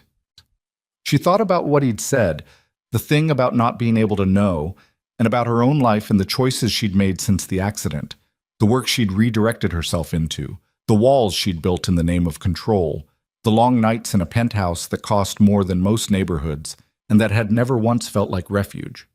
All the things she'd done that she thought were right and couldn't prove. "For what it's worth," she said carefully, "from the outside, looking at the two of you for one afternoon, you're doing something that looks like the right thing, however you got there." He was quiet for a moment, then, "Thank you." Not deflecting, not minimizing, just receiving it, which was, she thought, its own kind of rare. Nora's voice cut across the room. Dad, come look at this. It's doing the wrong thing and I don't know why." Landon set his coffee down. "Duty calls," he said, and went. Vanessa watched him cross the room, watched Nora grab his hand and pull him toward the screen, watched him crouch down and look at the code with the same focused attention he'd given her wheelchair on a West Hollywood patio on an afternoon that had apparently redirected something in both their lives. She stayed where she was for a moment longer than she needed to. The afternoon wrapped up at 4 with the particular pleasant exhaustion of an event that had gone mostly well. Nora had made a small rover component that actually moved. Claire helped her finish it. And she was holding it in both hands with the reverence of someone transporting something fragile and important when they came to say goodbye. "Can I come back?" Nora asked Vanessa directly, without preamble. Vanessa looked at her. "There's another event in 2 months," she said, "if your dad says it's okay." Nora turned to Landon with the full-body persuasion of an 8-year-old who has already decided the answer. "Dad." "I heard her," Landon said. So we'll see." "That means yes," Nora told Vanessa confidentially. He says, "We'll see," when he means yes. He says, "Let me think about it," when he actually has to think about it. "We'll see" is just yes with extra steps. Landon looked at the ceiling again briefly. "Good to know," Vanessa said. They walked to the parking lot together, Nora between them, still holding the rover component. At Landon's car, a 10-year-old truck, clean, well-maintained, in the way of something that belongs to someone who knows exactly how things go wrong if you don't stay ahead of them. Nora climbed in and buckled herself and held the component in her lap, and was apparently immediately absorbed in something she was narrating quietly to herself about the day. Landon stood by the driver's side door. "Thank you," he said. "She'll be talking about this for a month." "She earned it. She's sharp." "She is." He said it without the performance of parental modesty, just as a fact he was proud of in a way he didn't need to manage. "And thank you for what you said earlier about the two of us." He paused. "It mattered." She nodded, holding that, not deflecting the way she might have 6 weeks ago. "Drive safe," she said. He got in the truck. She rolled back toward the facility entrance, and the parking lot evening light was the color of something she didn't have a word for exactly, and she could hear Nora's voice through the cracked truck window, asking her father something she couldn't quite make out. And she heard Landon's answer, low, patient, real, and the truck backed out and headed toward the parking lot exit. She sat for a moment. Her phone showed 4 unread messages from Denise, 2 from the board, 1 from her father. She opened her father's first, which was unusual. It said, "I heard the event went well. Good. Call me this week when you have time." She looked at it. Then she put the phone away and sat in the empty parking lot and let the day settle around her like something she hadn't expected to want and didn't know yet what to do with. Which was, she thought, actually a decent place to be. Uncertain in a way that felt like possibility rather than threat. She stayed there a few minutes longer than she needed to. Then she went inside to help her team break down the stations, because that was also who she was. And because sometimes the most honest thing you can do is show up for the ordinary work at the end of a day that changed something. Gregory Holloway called on a Wednesday. Vanessa was in the middle of reviewing a vendor proposal when her phone showed his name, and she set the proposal down and answered because she'd learned years ago that ignoring her father didn't make him go away. It just made him more creative about finding other approaches. "You've been busy," he said. Not an accusation, just Gregory's version of an opening. "I'm always busy." "This is different." A pause. "Patricia Chen told me about the outreach event. She said you stayed to break down equipment afterward." "Patricia was there?" "She was on the literacy board. She saw you in the parking lot." Another pause, longer. "She also said you seemed..." Her word was lighter. I'm quoting her because I'm not sure it's my word to use. Vanessa looked out the window at the city doing its afternoon thing. "What did you want to say, Dad?" He took a breath. This was Gregory's tell, the breath that preceded something he'd rehearsed. "I want to have dinner with you, and with Landon Pierce if he'd come." The silence that followed was the kind that has shape. "You looked him up," she said. "Of course I looked him up. You're my daughter." Not defensive, just the plain reality of a man who has been running due diligence on things that matter to him for 40 years and sees no reason to stop. There wasn't much. Small business, good reputation, no red flags of any kind. What I found told me more about what wasn't there than what was. A pause. No angles. No public-facing ambition. No social media footprint worth mentioning. No obvious reason for him to be in your orbit. He was walking past. "I know. I was there, Vanessa." The shift in his voice was slight but real, something underneath the businessman's careful diction. "I watched him fix your chair. I've thought about it almost every day since." He paused. "I've spent a lot of money over the years trying to make things better for you. The right equipment, the right people, the right access. I'm not apologizing for that, but watching someone do something useful with 40 minutes in a tool bag, it was a different thing. A beat. I'd like to meet him properly, if that's not overstepping." She thought about what Landon had said. "I've been careful about what I let into Nora's life." She thought about being the person who got to decide what went into someone else's life, and how serious that was, and whether she had the right. I'll ask him, she said. I'm not promising he'll say yes. I know. And then quieter. I'm proud of you. I don't say it enough. You don't, she agreed. But thank you. She asked Landon 2 days later on a Friday afternoon in a text that she drafted 4 times before sending. The final version was direct and slightly formal, which she recognized as her protective instinct operating, and she sent it anyway. My father would like to have dinner with us. You, me, him. No agenda beyond wanting to meet you properly. You're allowed to say no, I mean that. He took 3 hours to reply. When? She stared at that single word for a moment and then smiled at her phone in the empty back seat of the car, which was the kind of thing she was glad Marcus could not see. The dinner was on a Thursday, 3 weeks out, at a restaurant in Los Feliz that was good without being a statement. Vanessa had chosen it carefully, specifically to avoid anywhere that Gregory's name on the reservation would produce a special room and extra attention and the machinery of wealth made visible. She wanted a regular table. She wanted it to feel like something ordinary, which was, she understood, itself a kind of management, but it was the best she could do. She arrived first. She always arrived first. Punctuality was a value she held without particular philosophy behind it, just the plain belief that other people's time mattered. The restaurant was warm and not too loud, and the table was in a corner booth that she'd specifically requested because corner booths were accessible without performance. Gregory arrived 4 minutes later, which was early for him, which told her something. He looked well, she thought. 70 was approaching but hadn't arrived yet in any visible way, and he had the contained energy of a man who still got up at 5:30 and still found the day insufficient for everything he wanted to do with it. He was wearing a sport coat over a plain shirt, no tie, which was Gregory making an effort to seem casual in a way that was endearing and slightly transparent.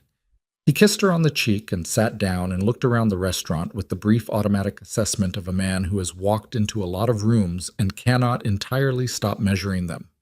Good choice, he said, understated. I'm trying.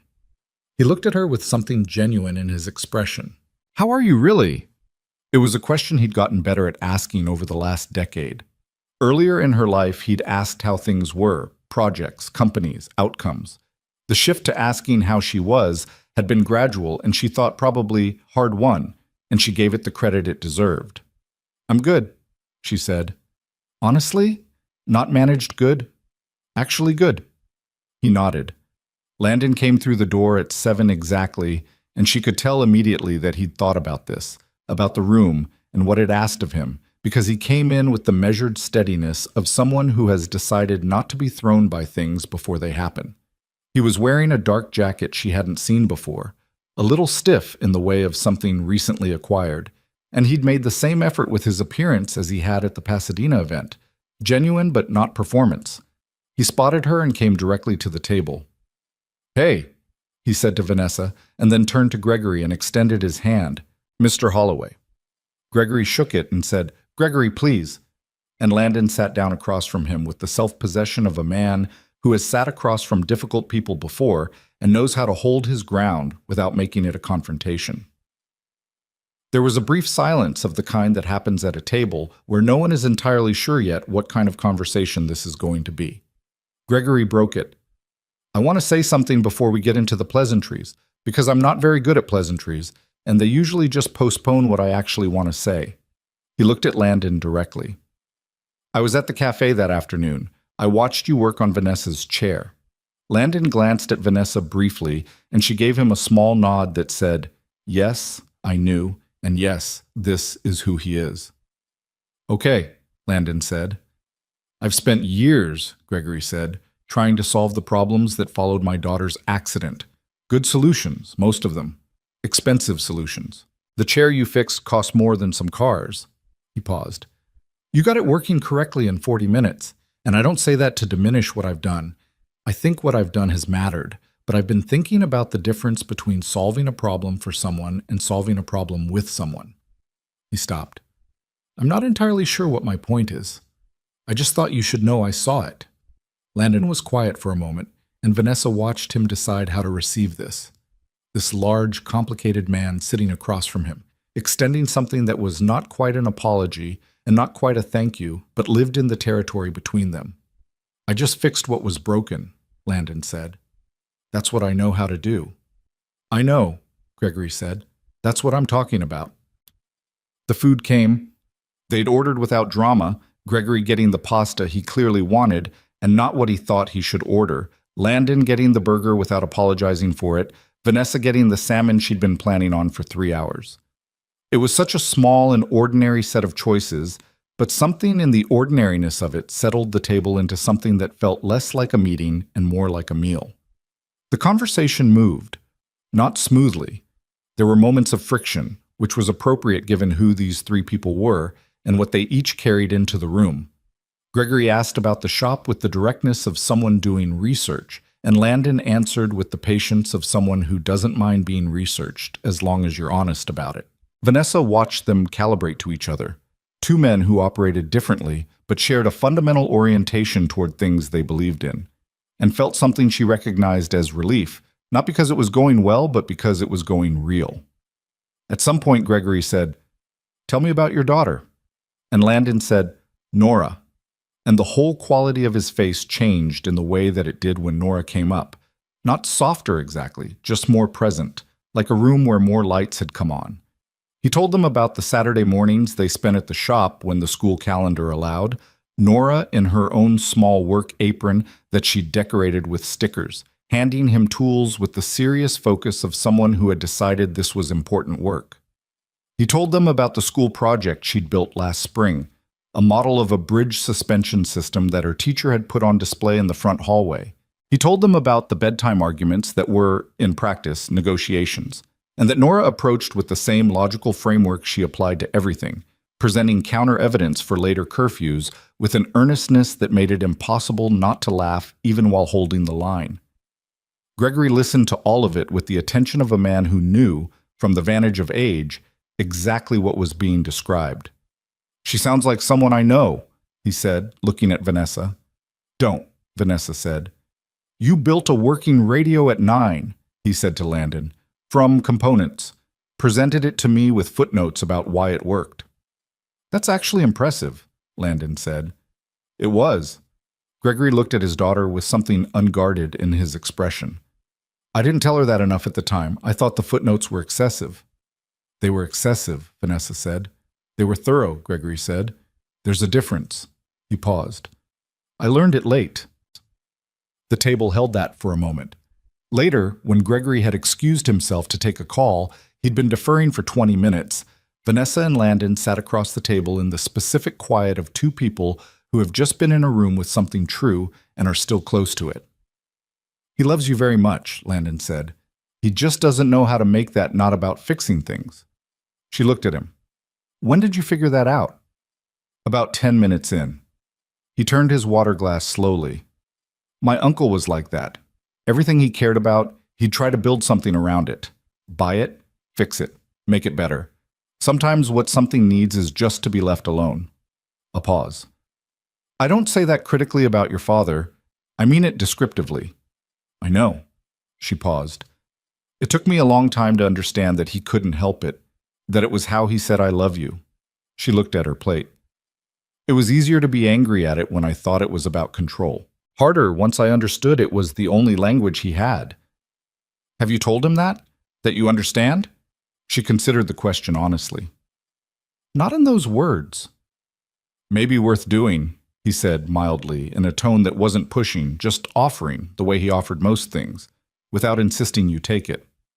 Gregory came back and the conversation found different ground. The city, the neighborhoods changing, a project Gregory was involved in near the LA River that he described with more animation than he'd shown about most things. And by the time they left the restaurant 2 hours later, something had shifted between all three of them in a way that didn't need to be named to be real. On the sidewalk, Gregory shook Landon's hand again and held it slightly longer than the first time. "Thank you for coming," he said. "Thank you for the dinner." A pause. "She's lucky to have someone who doesn't give up on the problem." Gregory looked at him for a moment. "So is Nora." Landon accepted that with a small nod, and they went their separate ways into the night, and Vanessa stayed on the sidewalk for a moment with her father, watching Landon's truck pull into traffic. "Well," Gregory said. "Well," she agreed. "He's the real thing," Gregory said, which was the highest compliment in his vocabulary, applied to very few people in Vanessa's memory. "I know," she said. Her father put his hand briefly on her shoulder. Not a hug. Gregory had never been a hugger, but the hand on the shoulder was his version of the same thing, and she'd learned to recognize it as such. And then he walked to where his car was waiting, and she sat on the sidewalk in the October night and let the evening finish settling. The call came 17 days later. It was from Denise at 7:40 in the morning, which was not unusual. Denise called early, but the tone was unusual, the careful flatness of a voice delivering something that needs to land cleanly. "There's a story," Denise said, "coming out this afternoon, one of the tech media outlets.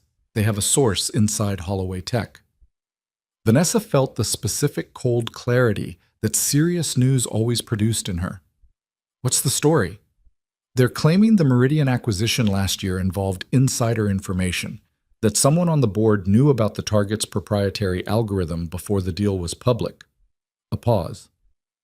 "They're naming you." She sat with that for a full 3 seconds. "Who's the source?" "We don't know yet. The outlet reached out to our PR team for comment this morning." "Don't comment yet. Get legal on the phone. I want the full acquisition documentation pulled. Every communication, every timeline. And I want to know by noon who could have talked." She paused. "Does my father know?" "His office called 2 minutes ago." "Okay." She took a breath. "Get me a room."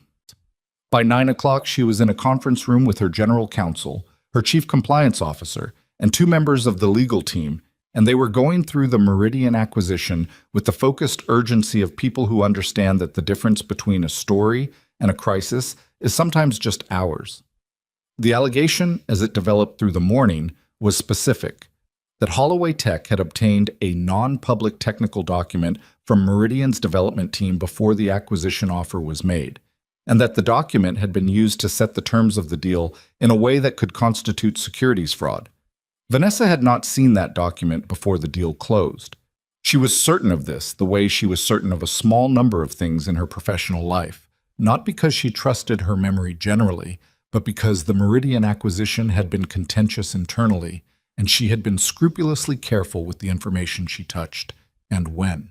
What she was less certain of was who else might have seen it, and who might have talked. The name that emerged by midday through the careful forensic work of her compliance officer cross-referencing access logs and communication records was someone she'd trusted. James Whitfield had been on her board for 3 years. He'd come recommended by 2 investors she respected. He was 60, silver-haired, the kind of man who gave speeches about corporate ethics at conferences and had never given Vanessa any reason to look twice at his actual conduct. The access log showed that Whitfield's credentials had been used to access the Meridian technical document 36 hours before the offer was finalized. His credentials, which could have been shared, could have been used by someone else. The log didn't tell her who had actually done it, only whose access had been used. She called him at 2:15. He answered on the first ring, which told her he'd been expecting the call. "James," she said. "Vanessa." A pause. "I've seen the story. I need you to tell me the truth, right now before this gets any larger." She kept her voice level. "Did you access the Meridian technical documents before the offer?" A silence that lasted too long to be innocent. "It was due diligence," he said. "I was trying to protect the company's—" "That's not what I asked." "Vanessa, the acquisition was— Did you access the documents?" The silence this time had a different quality, the quality of a man who has run out of road. "Yes," he said. She closed her eyes for approximately 2 seconds. "And the outlet? Did you talk to them?" Another pause. "I was approached. They had information already." "From where? I don't know. I confirmed some of it." His voice had shifted into something defensive and slightly pitiful, which she found harder to hold than anger would have been. "I was trying to manage the narrative. I thought if I shaped what came out—" "You thought confirming a story to a reporter was managing the narrative." "I thought—" "Stop." She held the phone and breathed through the anger that was clean and cold and entirely productive. I want your resignation by end of day. I want it unambiguous and I want it public, which means I want it to say clearly that you acted independently and without the knowledge or direction of Holloway Tech leadership. A pause. You owe the company that, James. You owe me that. And frankly, you owe it to the 46 employees whose positions depend on this company not being in the middle of a securities fraud investigation. Another silence. And if I don't? His voice had found some small reserve of resistance that she suspected he'd regret. Then we let the documentation tell the story, she said. The access logs, the timeline, the communication records, they're quite detailed. A pause. Your choice. The resignation letter came through at 4:47. The story ran at 5. It named Whitfield, it named the board, it named Vanessa, but with the resignation in hand and the clean documentation her legal team had prepared, the narrative shifted within 90 minutes from systemic fraud to one director's unauthorized action. Not clean, not without damage, but survivable. She was in the conference room at 7 o'clock, the legal team packing up around her, when her phone showed a text from Landon. Saw the news. You okay? 3 words and a question. She looked at them for a long moment. She typed back, not great, but standing. She paused and then added, chair's working fine if that's what you're asking. His reply came in under a minute. That's not what I was asking, but good to know. And then, Nora wanted me to tell you she figured out why her code wasn't working, said you'd want to know. She sat in the conference room with the lights still on and her general counsel still shuffling papers nearby, and she read that last text and felt something shift in her chest that had nothing to do with the board or the acquisition or the story or any of the machinery of her professional life. She typed back, tell her I want to hear the whole explanation, every detail. This time the reply took a few minutes, and when it came it was a photo, a crumpled piece of paper with what looked like a hand-drawn diagram in crayon and pencil, the logic of a small person's code written out in a combination of actual notation and invented symbols that made complete sense within its own system. At the bottom, in Nora's handwriting, large and slightly uneven, this is why it works now. Vanessa looked at the photo for a long time. Then she looked at the conference room around her, the legal pads, the laptops, the 20 years of work that had built everything in this room and everything outside it, and she felt the two things simultaneously, which she was learning was how most real things arrived. The weight of what she'd built and what today had cost her, and the specific lightness of a photo from an 8-year-old who had figured out why her code worked and wanted her to know. She saved the photo. She went home. The penthouse was the same as always, beautiful and expensive and quiet in the way that things are quiet when they've been engineered for it. She made tea she didn't particularly want and sat by the window and looked at the city and thought about what Landon had said at dinner, about her father, about how sometimes what something needs is just to be left alone. She thought about what it would mean to leave herself alone for a while, not to manage or measure or calculate, just to see what was there. It was a harder thing than it sounded. She texted her father, "You were right about him." She didn't explain what she meant because she didn't need to, and because Gregory Holloway had learned, late but genuinely, that not everything needed to be solved in order to be answered. His reply came 20 minutes later. "I know. Get some sleep." She almost did. The week after the Whitfield story broke was the kind of week that reveals what things are actually made of. Not the company. Holloway Tech held. The documentation was clean, the legal team performed well under pressure, and the board moved with the decisive efficiency of people who understood that the alternative to decisiveness was a longer and more expensive version of the same bad news. 3 investors called to express concern, and Vanessa talked to each of them personally, directly, without the buffer of PR language, because she'd learned years ago that people will accept difficult truths more readily from a person than from a statement. The stock dipped 7% and recovered 4 of those points within 48 hours, which her chief financial officer described as better than it deserved to be, and which Vanessa took as a reasonable verdict. What the week revealed, beyond the company's structure, was her own. She slept badly for 3 nights. Not the familiar insomnia of a busy mind, but the specific sleeplessness of someone replaying a betrayal, looking for the moment she should have seen it coming, and coming up mostly empty. Whitfield had been careful. or she had been insufficiently suspicious, which was a different thing and one she was more willing to sit with. She was not, she knew, particularly good at suspecting people she'd decided to trust. She tended to do her evaluation work on the front end and then extend something close to full credit once she'd made a positive judgment, which had served her well most of the time and occasionally produced exactly what had just happened.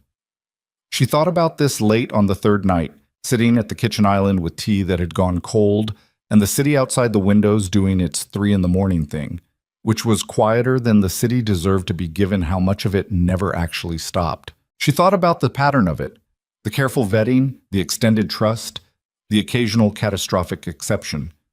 And she thought about Landon, who had arrived with no vetting at all, unscheduled and unvetted, a man walking past on a sidewalk, and had given her nothing to be suspicious of in the months since. Every conversation, every text, every afternoon in his orbit had produced the same clean reading. This is what it is, and nothing more complicated. This is a person who doesn't have a secondary agenda because a secondary agenda would require more maintenance than he has energy for after raising a child alone and running his professional life with integrity. She thought, I trust him more than I trust most of the people I've chosen carefully. She thought about what that meant and didn't try to resolve it into a decision at 3 a.m. because 3 a.m. is not the hour for decisions. It is the hour for sitting with things until they show you their actual shape. By the end of the week, she had a cleaner picture of the shape. The Swiss replacement part for her wheelchair arrived on a Friday, 2 days earlier than projected, which she noted as the exception rather than the expectation, and the certified technician came on a Saturday morning to install it. He was competent and professional and done in 40 minutes, and she thanked him, and he left, and she took the chair out onto the terrace in the thin November morning and pushed herself in a slow circuit of the space and felt the same ease she'd felt after Landon fixed it on the cafe patio, that clean and frictionless movement that she still hadn't entirely stopped noticing even after weeks. She called Landon from the terrace. "Seal's installed," she said when he picked up. "Chair's perfect." "Good." She could hear the shop in the background. It was a Saturday morning, which meant he was probably in early, working through something before pickup. "Ingrid do good work?" "Ingrid sent a technician. He did good work." "Happy to hear it." A pause. "How are you doing?" "With the other thing." She'd been getting that question a lot from a lot of people, in a variety of registers. Concerned, strategic, curious, performatively supportive. From Landon, it landed differently because it wasn't filling space. He actually wanted to know. "I'm okay," she said. Genuinely. The hard part was the 3 nights in the middle when I couldn't stop thinking about what I missed. She paused. "I'm past that. Or mostly past it." "What'd you land on when you were thinking about it?" "That I didn't miss anything obvious. He was careful, and that I should probably calibrate my trust extension slightly differently going forward." A beat. "And that I'm not going to become a suspicious person." "That's not who I want to be." "No," he agreed. "Morales does something like that, doesn't he? Extended trust and then holds the line when it gets violated." A brief pause that she could feel him smiling through. "You've been watching Ray. He's instructive. He would love to hear you say that, and I'm never telling him." Another pause. "What are you doing today?" The question landed simply, without scaffolding. Not "what are your plans?" Not "are you free?" Just "what are you doing today?" Present tense. The ordinary question of someone who is thinking about you in the way of the present tense rather than the future conditional. "Nothing that matters yet," she said. "Nora has a thing she wants to show you. She's been talking about it for a week, and I told her I'd ask." He said it casually, but she heard the slight care underneath the casual, the place where he'd considered how to frame it, so that she had room to say no without it being a thing. He was always doing that, building exit ramps into his invitations, not because he expected her to use them, but because he wanted her to know they were there. "What thing?" "She built something." A pause. "She won't tell me what it is," which is either impressive restraint or a sign that it doesn't work yet, and she's still troubleshooting. Vanessa was already rolling back toward the terrace door. "Tell her I'm coming." She heard him relay this, his voice muffled for a moment, and then Nora's response from somewhere nearby. a sound of pure and uncomplicated delight that cut straight through whatever remained of the week's accumulated weight. "Noon?" he said, coming back. Noon. She drove herself. This was not something she did frequently. The adapted car was there and she used it, but she defaulted to Marcus because his presence simplified logistics, and she was accustomed to using the drive time for calls. Today, she didn't want calls. She wanted the freeway and the radio and the particular experience of moving through a city under her own direction, which was a thing the accident had made complicated and which she had spent years rebuilding access to, one adaptation at a time. The 110 to Eagle Rock on a Saturday morning was its own kind of meditation. Loose traffic, the city spreading out in the November light, the hills to the north doing what the hills always did, which was look permanent and reliable in a way that nothing built by people quite managed. She took the Colorado exit and came through the neighborhood streets she'd learned over the past months, the ones that knew her now, the way you come to know a neighborhood you visit regularly, in the specific way of, left here, right there, the bakery with the pink awning that always smells like something worth stopping for. She parked on the street outside Pierce and Morales, and the shop was Saturday, quiet. One car on a lift, no music today. Morales visible through the window at his desk doing something administrative with the expression of a man who finds administrative work approximately as enjoyable as a root canal, but approaches it with the same mechanical discipline he applies to transmissions. He saw her through the window and raised a hand. She raised one back. Landon came out of the side door that led to the back of the property, where there was a small yard she'd seen once before through the chain link, concrete and a folding table, and the ghost of someone's attempt at a garden that had mostly given up.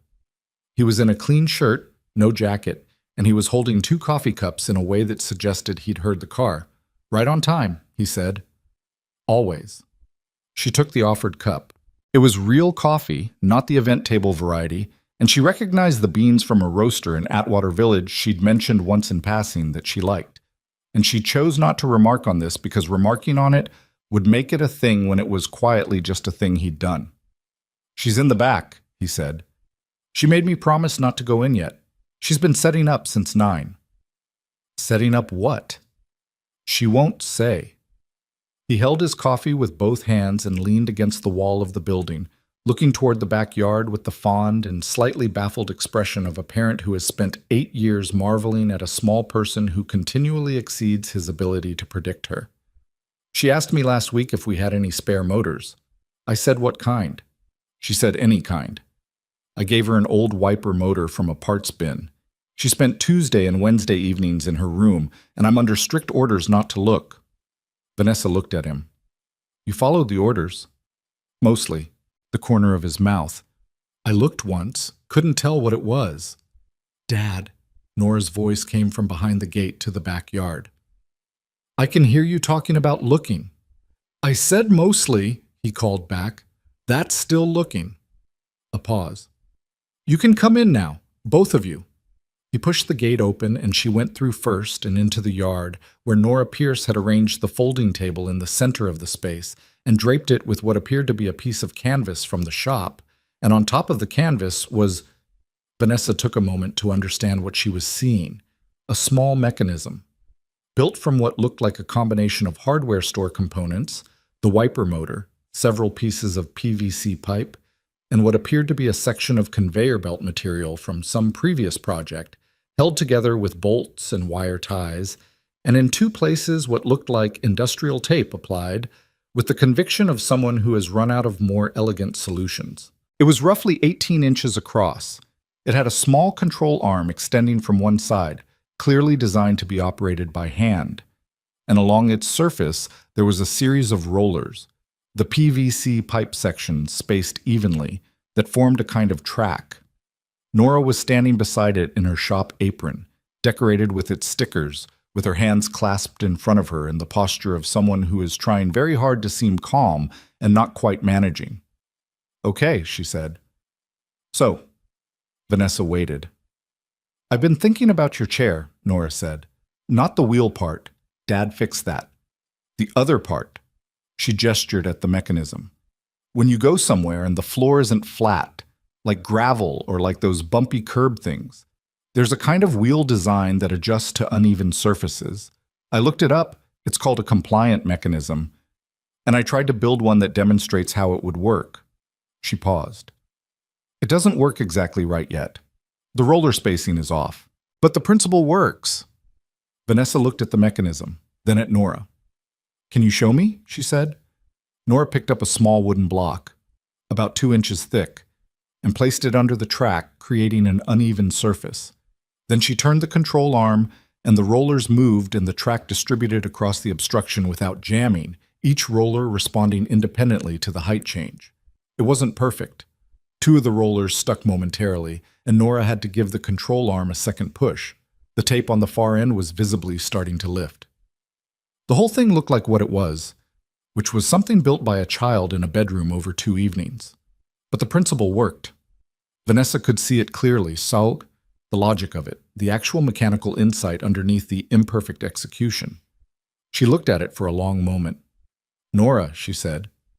The spacing is wrong, I know, Nora said quickly. If the rollers were closer together and the motor was stronger, the spacing is a calibration problem, Vanessa said. That's engineering. You can fix calibration. She looked at the girl. The idea is correct. The principle is right. Do you understand how unusual that is? Nora looked at her with the careful attention of someone who is deciding whether to believe the compliment. Dad says ideas are free, she said. It's the execution that costs you. Your dad is right, Vanessa said. And your execution has problems. But your idea is sound. That's the hard part. Most people can learn execution with enough time and practice. The idea is rarer. Nora turned to look at her father with an expression that said, Did you hear that? Landon was looking at the mechanism, and his face was the face she'd learned over these months. The one that didn't show much on the surface, but that she'd learned to read in its smaller signals. The particular quality of stillness that meant he was holding something he didn't have words for yet. He looked at Vanessa and said quietly, Thank you. She shook her head slightly. She hadn't said it to be kind. She'd said it because it was true, and there was a difference, and she thought he knew her well enough by now to know the difference. They stayed in the yard for another hour. Nora walked Vanessa through the mechanism component by component, explaining each decision with the animated precision of someone who has been waiting for an audience that would actually follow along. Landon got more coffee. At some point, Morales came through the gate to retrieve something and spent 10 minutes looking at the mechanism with the professional appraisal of a man who has been around mechanical things his entire life. Roller spacing's off, he said. I know, Nora said. If you reduce the gap by about 1/3 and use a lighter motor. He picked up one of the PVC rollers and examined it. These are too heavy for the torque you're working with. You need something lighter. I think there's some aluminum rod in the back. He set it down. I'll look. Nora watched him go back through the gate and then turned to her father with an expression that was 5% smug and 95% delighted. He thinks it works, she said. He said the spacing was off, Landon pointed out. He offered to fix it. That means he thinks it works. She turned back to the mechanism with renewed energy. Can I take it apart and redo the rollers today? After lunch, he said. Can we eat fast? We can eat at a normal speed. Dad. Normal speed, Nora. She made a sound of theatrical suffering and went to put the canvas back over the mechanism, treating it with the careful reverence of someone covering something that matters. They ate at a taco place 2 blocks away that had 6 tables and a line that moved fast and food that was the kind of food that needs nothing added to it. Nora ate quickly and talked even quicker, cycling through the mechanism in the Open Path program, and a book she was reading about structural engineering for young readers, and a fight she'd had with a friend at school that had apparently been resolved, but that she still felt deserved some post-resolution analysis. Vanessa watched her and felt, with a clarity that was neither managed nor measured, something she'd been carrying toward for months without having a clean name for it. She loved this. Not the taco or the yard or the November light or even this particular afternoon. She loved this. The specific texture of it, the ordinariness, the noise, the way Landon intercepted Nora's elbow before it went into the salsa, the way Nora said dad, in approximately 7 different emotional registers within 30 minutes, the way he answered each one with the same patient and inexhaustible presence. She loved what it felt like to be at this table.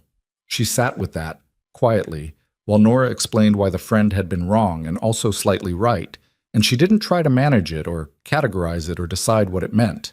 She just let it be there, true and warm and slightly terrifying in the way of things that matter. After lunch, Nora went back to the shop with Morales to look for aluminum rod, and Landon and Vanessa walked the 2 blocks slowly, the way you walk when there's no particular reason to hurry. "She's going to take that thing apart and rebuild it tonight," he said. "Probably. And the night after. Until it works." "Yeah." He glanced sideways at her. "She gets that from somewhere." Morales offered to help. That's good. Morales pretends to be indifferent to her and then spends 3 hours helping her debug things. He's been like that since she was 5. A pause. "He's the closest thing to an uncle she's got. He'd hate to hear me say that." "Then don't tell him." "I won't." He looked forward at the street. "My uncle, the one with the shop. He came to Nora's last birthday, drove up from San Diego, stayed the weekend." A pause. "He told me on the last morning that I'm a good father. He's not a man who says things like that easily. He said it plainly, as information, not fishing for anything in response. I've been thinking about it since. Whether it's true." "Do you think it is?" "Some days." He turned the water bottle he'd brought from lunch slowly in his hands. "Some days I think I'm getting the big things right and missing something in the edges that I won't see until it matters. That's the fear, I think. Not failing visibly. Failing in the small things you can't track." "That's parenthood," she said. "Isn't it? That's the thing nobody can actually tell you in advance. That you'll do most of it right and some of it wrong, and you won't always know which is which." "Yeah." He was quiet for a moment. "Did your father feel that?" She considered it honestly. "I think he felt the version of it that people feel when they've translated love into action and can't always see the gap between the two." A pause. "He thought providing was the same as present. He wasn't entirely wrong, say, the providing mattered, but they're not the same thing." She glanced at him. "You don't have that problem." "I have different problems." "Everybody has different problems." He smiled at that, brief and real. They were back at the shop. Through the window, she could see Nora at the workbench with Morales, already deep in something, the shop apron on, the focused attention that she brought to any problem she'd decided to solve. "I want to tell you something," Landon said. He said it with the particular gravity of someone who has been working up to a sentence for longer than the conversation suggests. She waited. "When I walked past that cafe," he said, "I was having a bad week. Nothing dramatic, just the kind of week where things feel heavier than they should. Shop was down one mechanic. Nora had been sick. I'd gotten a bill I wasn't ready for." He paused. "I was walking past, and I heard you say that thing about marrying anyone who fixed the chair. I remember. I know you were joking." He glanced at her briefly. "But I stopped because I don't know entirely. It wasn't the joke. It was the sound of it, the frustration underneath the joke. I recognized it." He turned to look at her directly. "I know what it sounds like when someone's been carrying something alone for a long time and the mask slips for a second." She held that. She didn't deflect. "And I thought," he continued, "I can fix this one thing. I can't fix everything. I can't fix the week I'm having. I can't fix whatever she's been carrying. But the chair I can fix." "You fixed it," she said. Her voice was steadier than she expected. "Yeah." He looked at the shop window again. "And then you showed up at my shop, and then there was the kid with the motor, and then the dinner with your father, and the event." He paused. "I'm not a complicated person, Vanessa. I know what I have and what I don't. I know what I am. I'm a mechanic in Eagle Rock with a daughter and a truck that needs work I keep putting off." A beat. "But I know when something is real, and I know when I'm standing somewhere I want to stay." She looked at him. He was looking at her with the same direct and uncomplicated attention he'd given everything from the very beginning. No performance, no calculation, just a man telling the truth about where he was, offering it simply, with the exit ramp built in the way he always built it, not asking her to confirm anything, not requiring a particular answer, just saying the true thing and leaving the space around it. She said, "I had to think, these last few months, about what I was actually doing, whether I was pursuing something or managing something." She paused. I manage a lot of things. It's how I operate. I can make almost any decision feel strategic if I work at it long enough. I know, he said. I was looking for the strategy in this, she said. The fleet contract, the outreach event, all of it, telling myself there was a practical logic. She looked at him. There wasn't, or there was, but it wasn't the reason. A pause. The reason was simpler. You made me feel like an ordinary person on a cafe patio, not the CEO, not the wheelchair, just a person. She stopped. I hadn't felt that in longer than I want to admit. He was quiet. I'm not easy, she said. I want to be clear about that.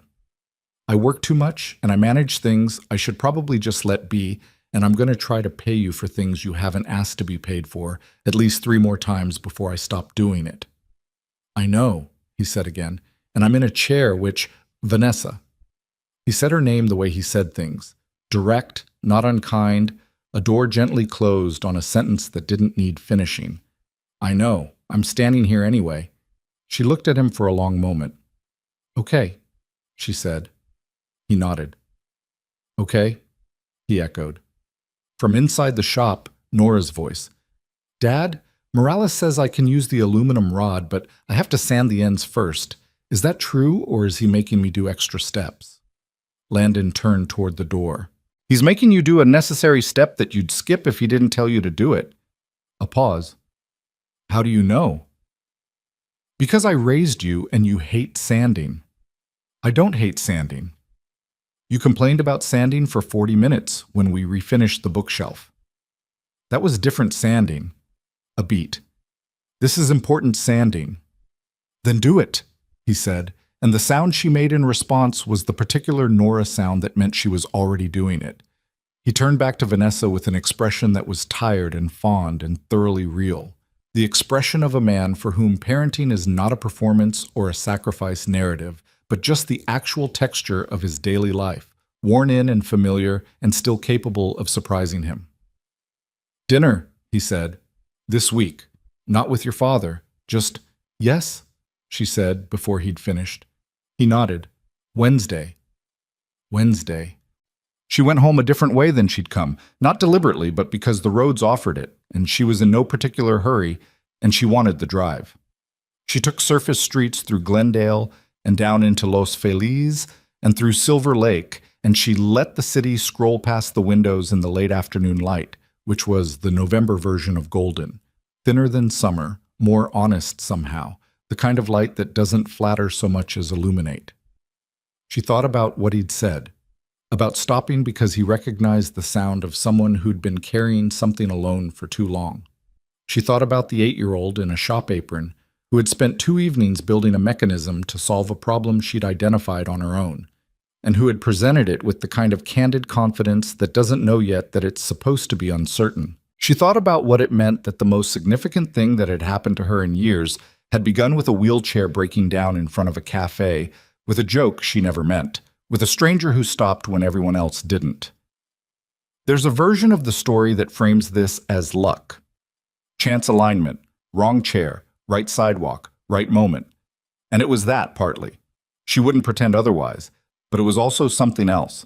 It was a man who had the habit of stopping, who had built that habit over years, probably from his uncle's shop, probably from the long education of raising a child alone and learning that most things don't fix themselves and someone has to look, and most of the time that someone is you. He hadn't stopped because of her.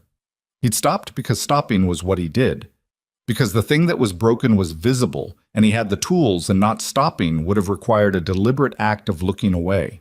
She thought about how many people had looked away on that patio, how many of them were not bad people. She didn't believe they were bad people. They were just people who had learned, through the long accumulation of city living and busy schedules and the social awkwardness of disability in public, to let their eyes slide past things they didn't know how to address. She had spent years being the thing people's eyes slid past. Or worse, the thing they stared at with the performative attention of people demonstrating their own sensitivity. And then a man had crouched down and said, "What kind of chair is this? And what did it feel like before it stopped and got to work?" She pulled into the garage beneath her building and sat for a moment in the adapted car in the parking structure, the engine off, the city muffled around her. What she understood now, what the months had built, what the dinner and the shop and the event and the crisis and the small yard and the crumpled diagram and the two-word Wednesday had built, was this. The life she'd constructed was real. The company was real. The work was real. The choices she'd made were hers, and she stood behind them. She'd built things. She'd built things that mattered and worked, and that 48 million people used, and that she had every right to be proud of. And also, she'd been living in it like it was the whole of the thing, like the building was also the house, like the accomplishment was also the life. It wasn't. It was one room. A large room, an important room, but one room. She went upstairs. The penthouse was the same, beautiful and controlled and quiet in the engineered way. She went to the kitchen and started making actual dinner. Not ordering, not the housekeeper's preparation, but cooking, which she did rarely enough that it required a moment of orientation to the space. She found things in the refrigerator. She made something that was more effort than expertise, and was therefore imperfect in ways a restaurant would not be, and was more satisfying for exactly that reason. She ate at the kitchen island and looked out at the city, and thought about Wednesday. She thought about Nora's mechanism, the aluminum rod being sanded now in a shop in Eagle Rock, the roller spacing being corrected, the thing that didn't work yet being patiently taken apart and rebuilt until it did.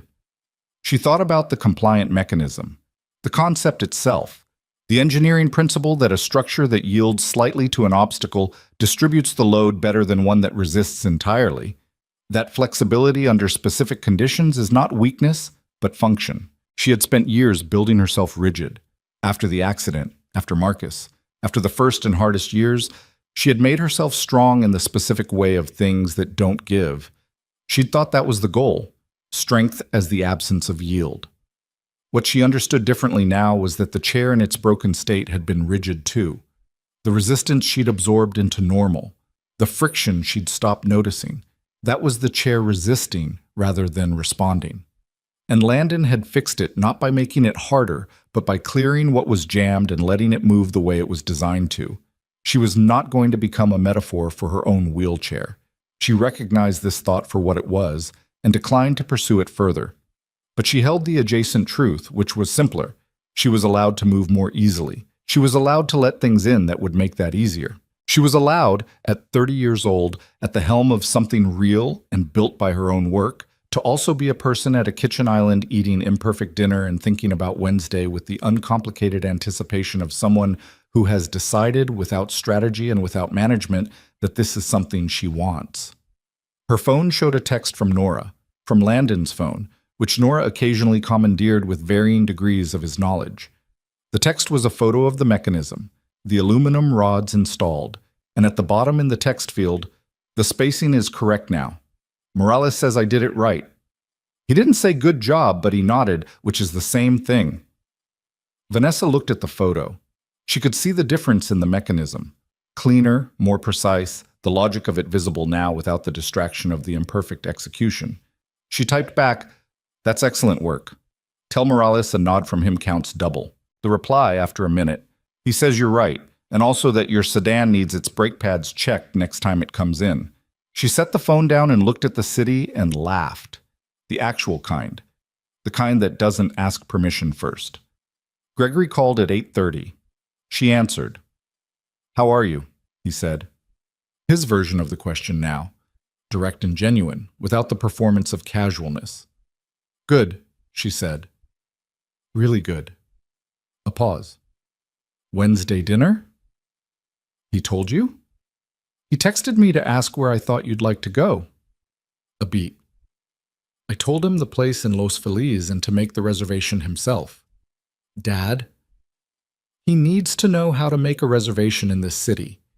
That's useful information regardless." She pressed her fingers to her eyes briefly. "You're impossible." "I'm helpful," he said, with the dignity of a man who believes this. "There's a distinction." "There sometimes is," she said. "Not always." He laughed, quietly, the laugh of someone who knows he deserves the gentle correction and takes it without defense.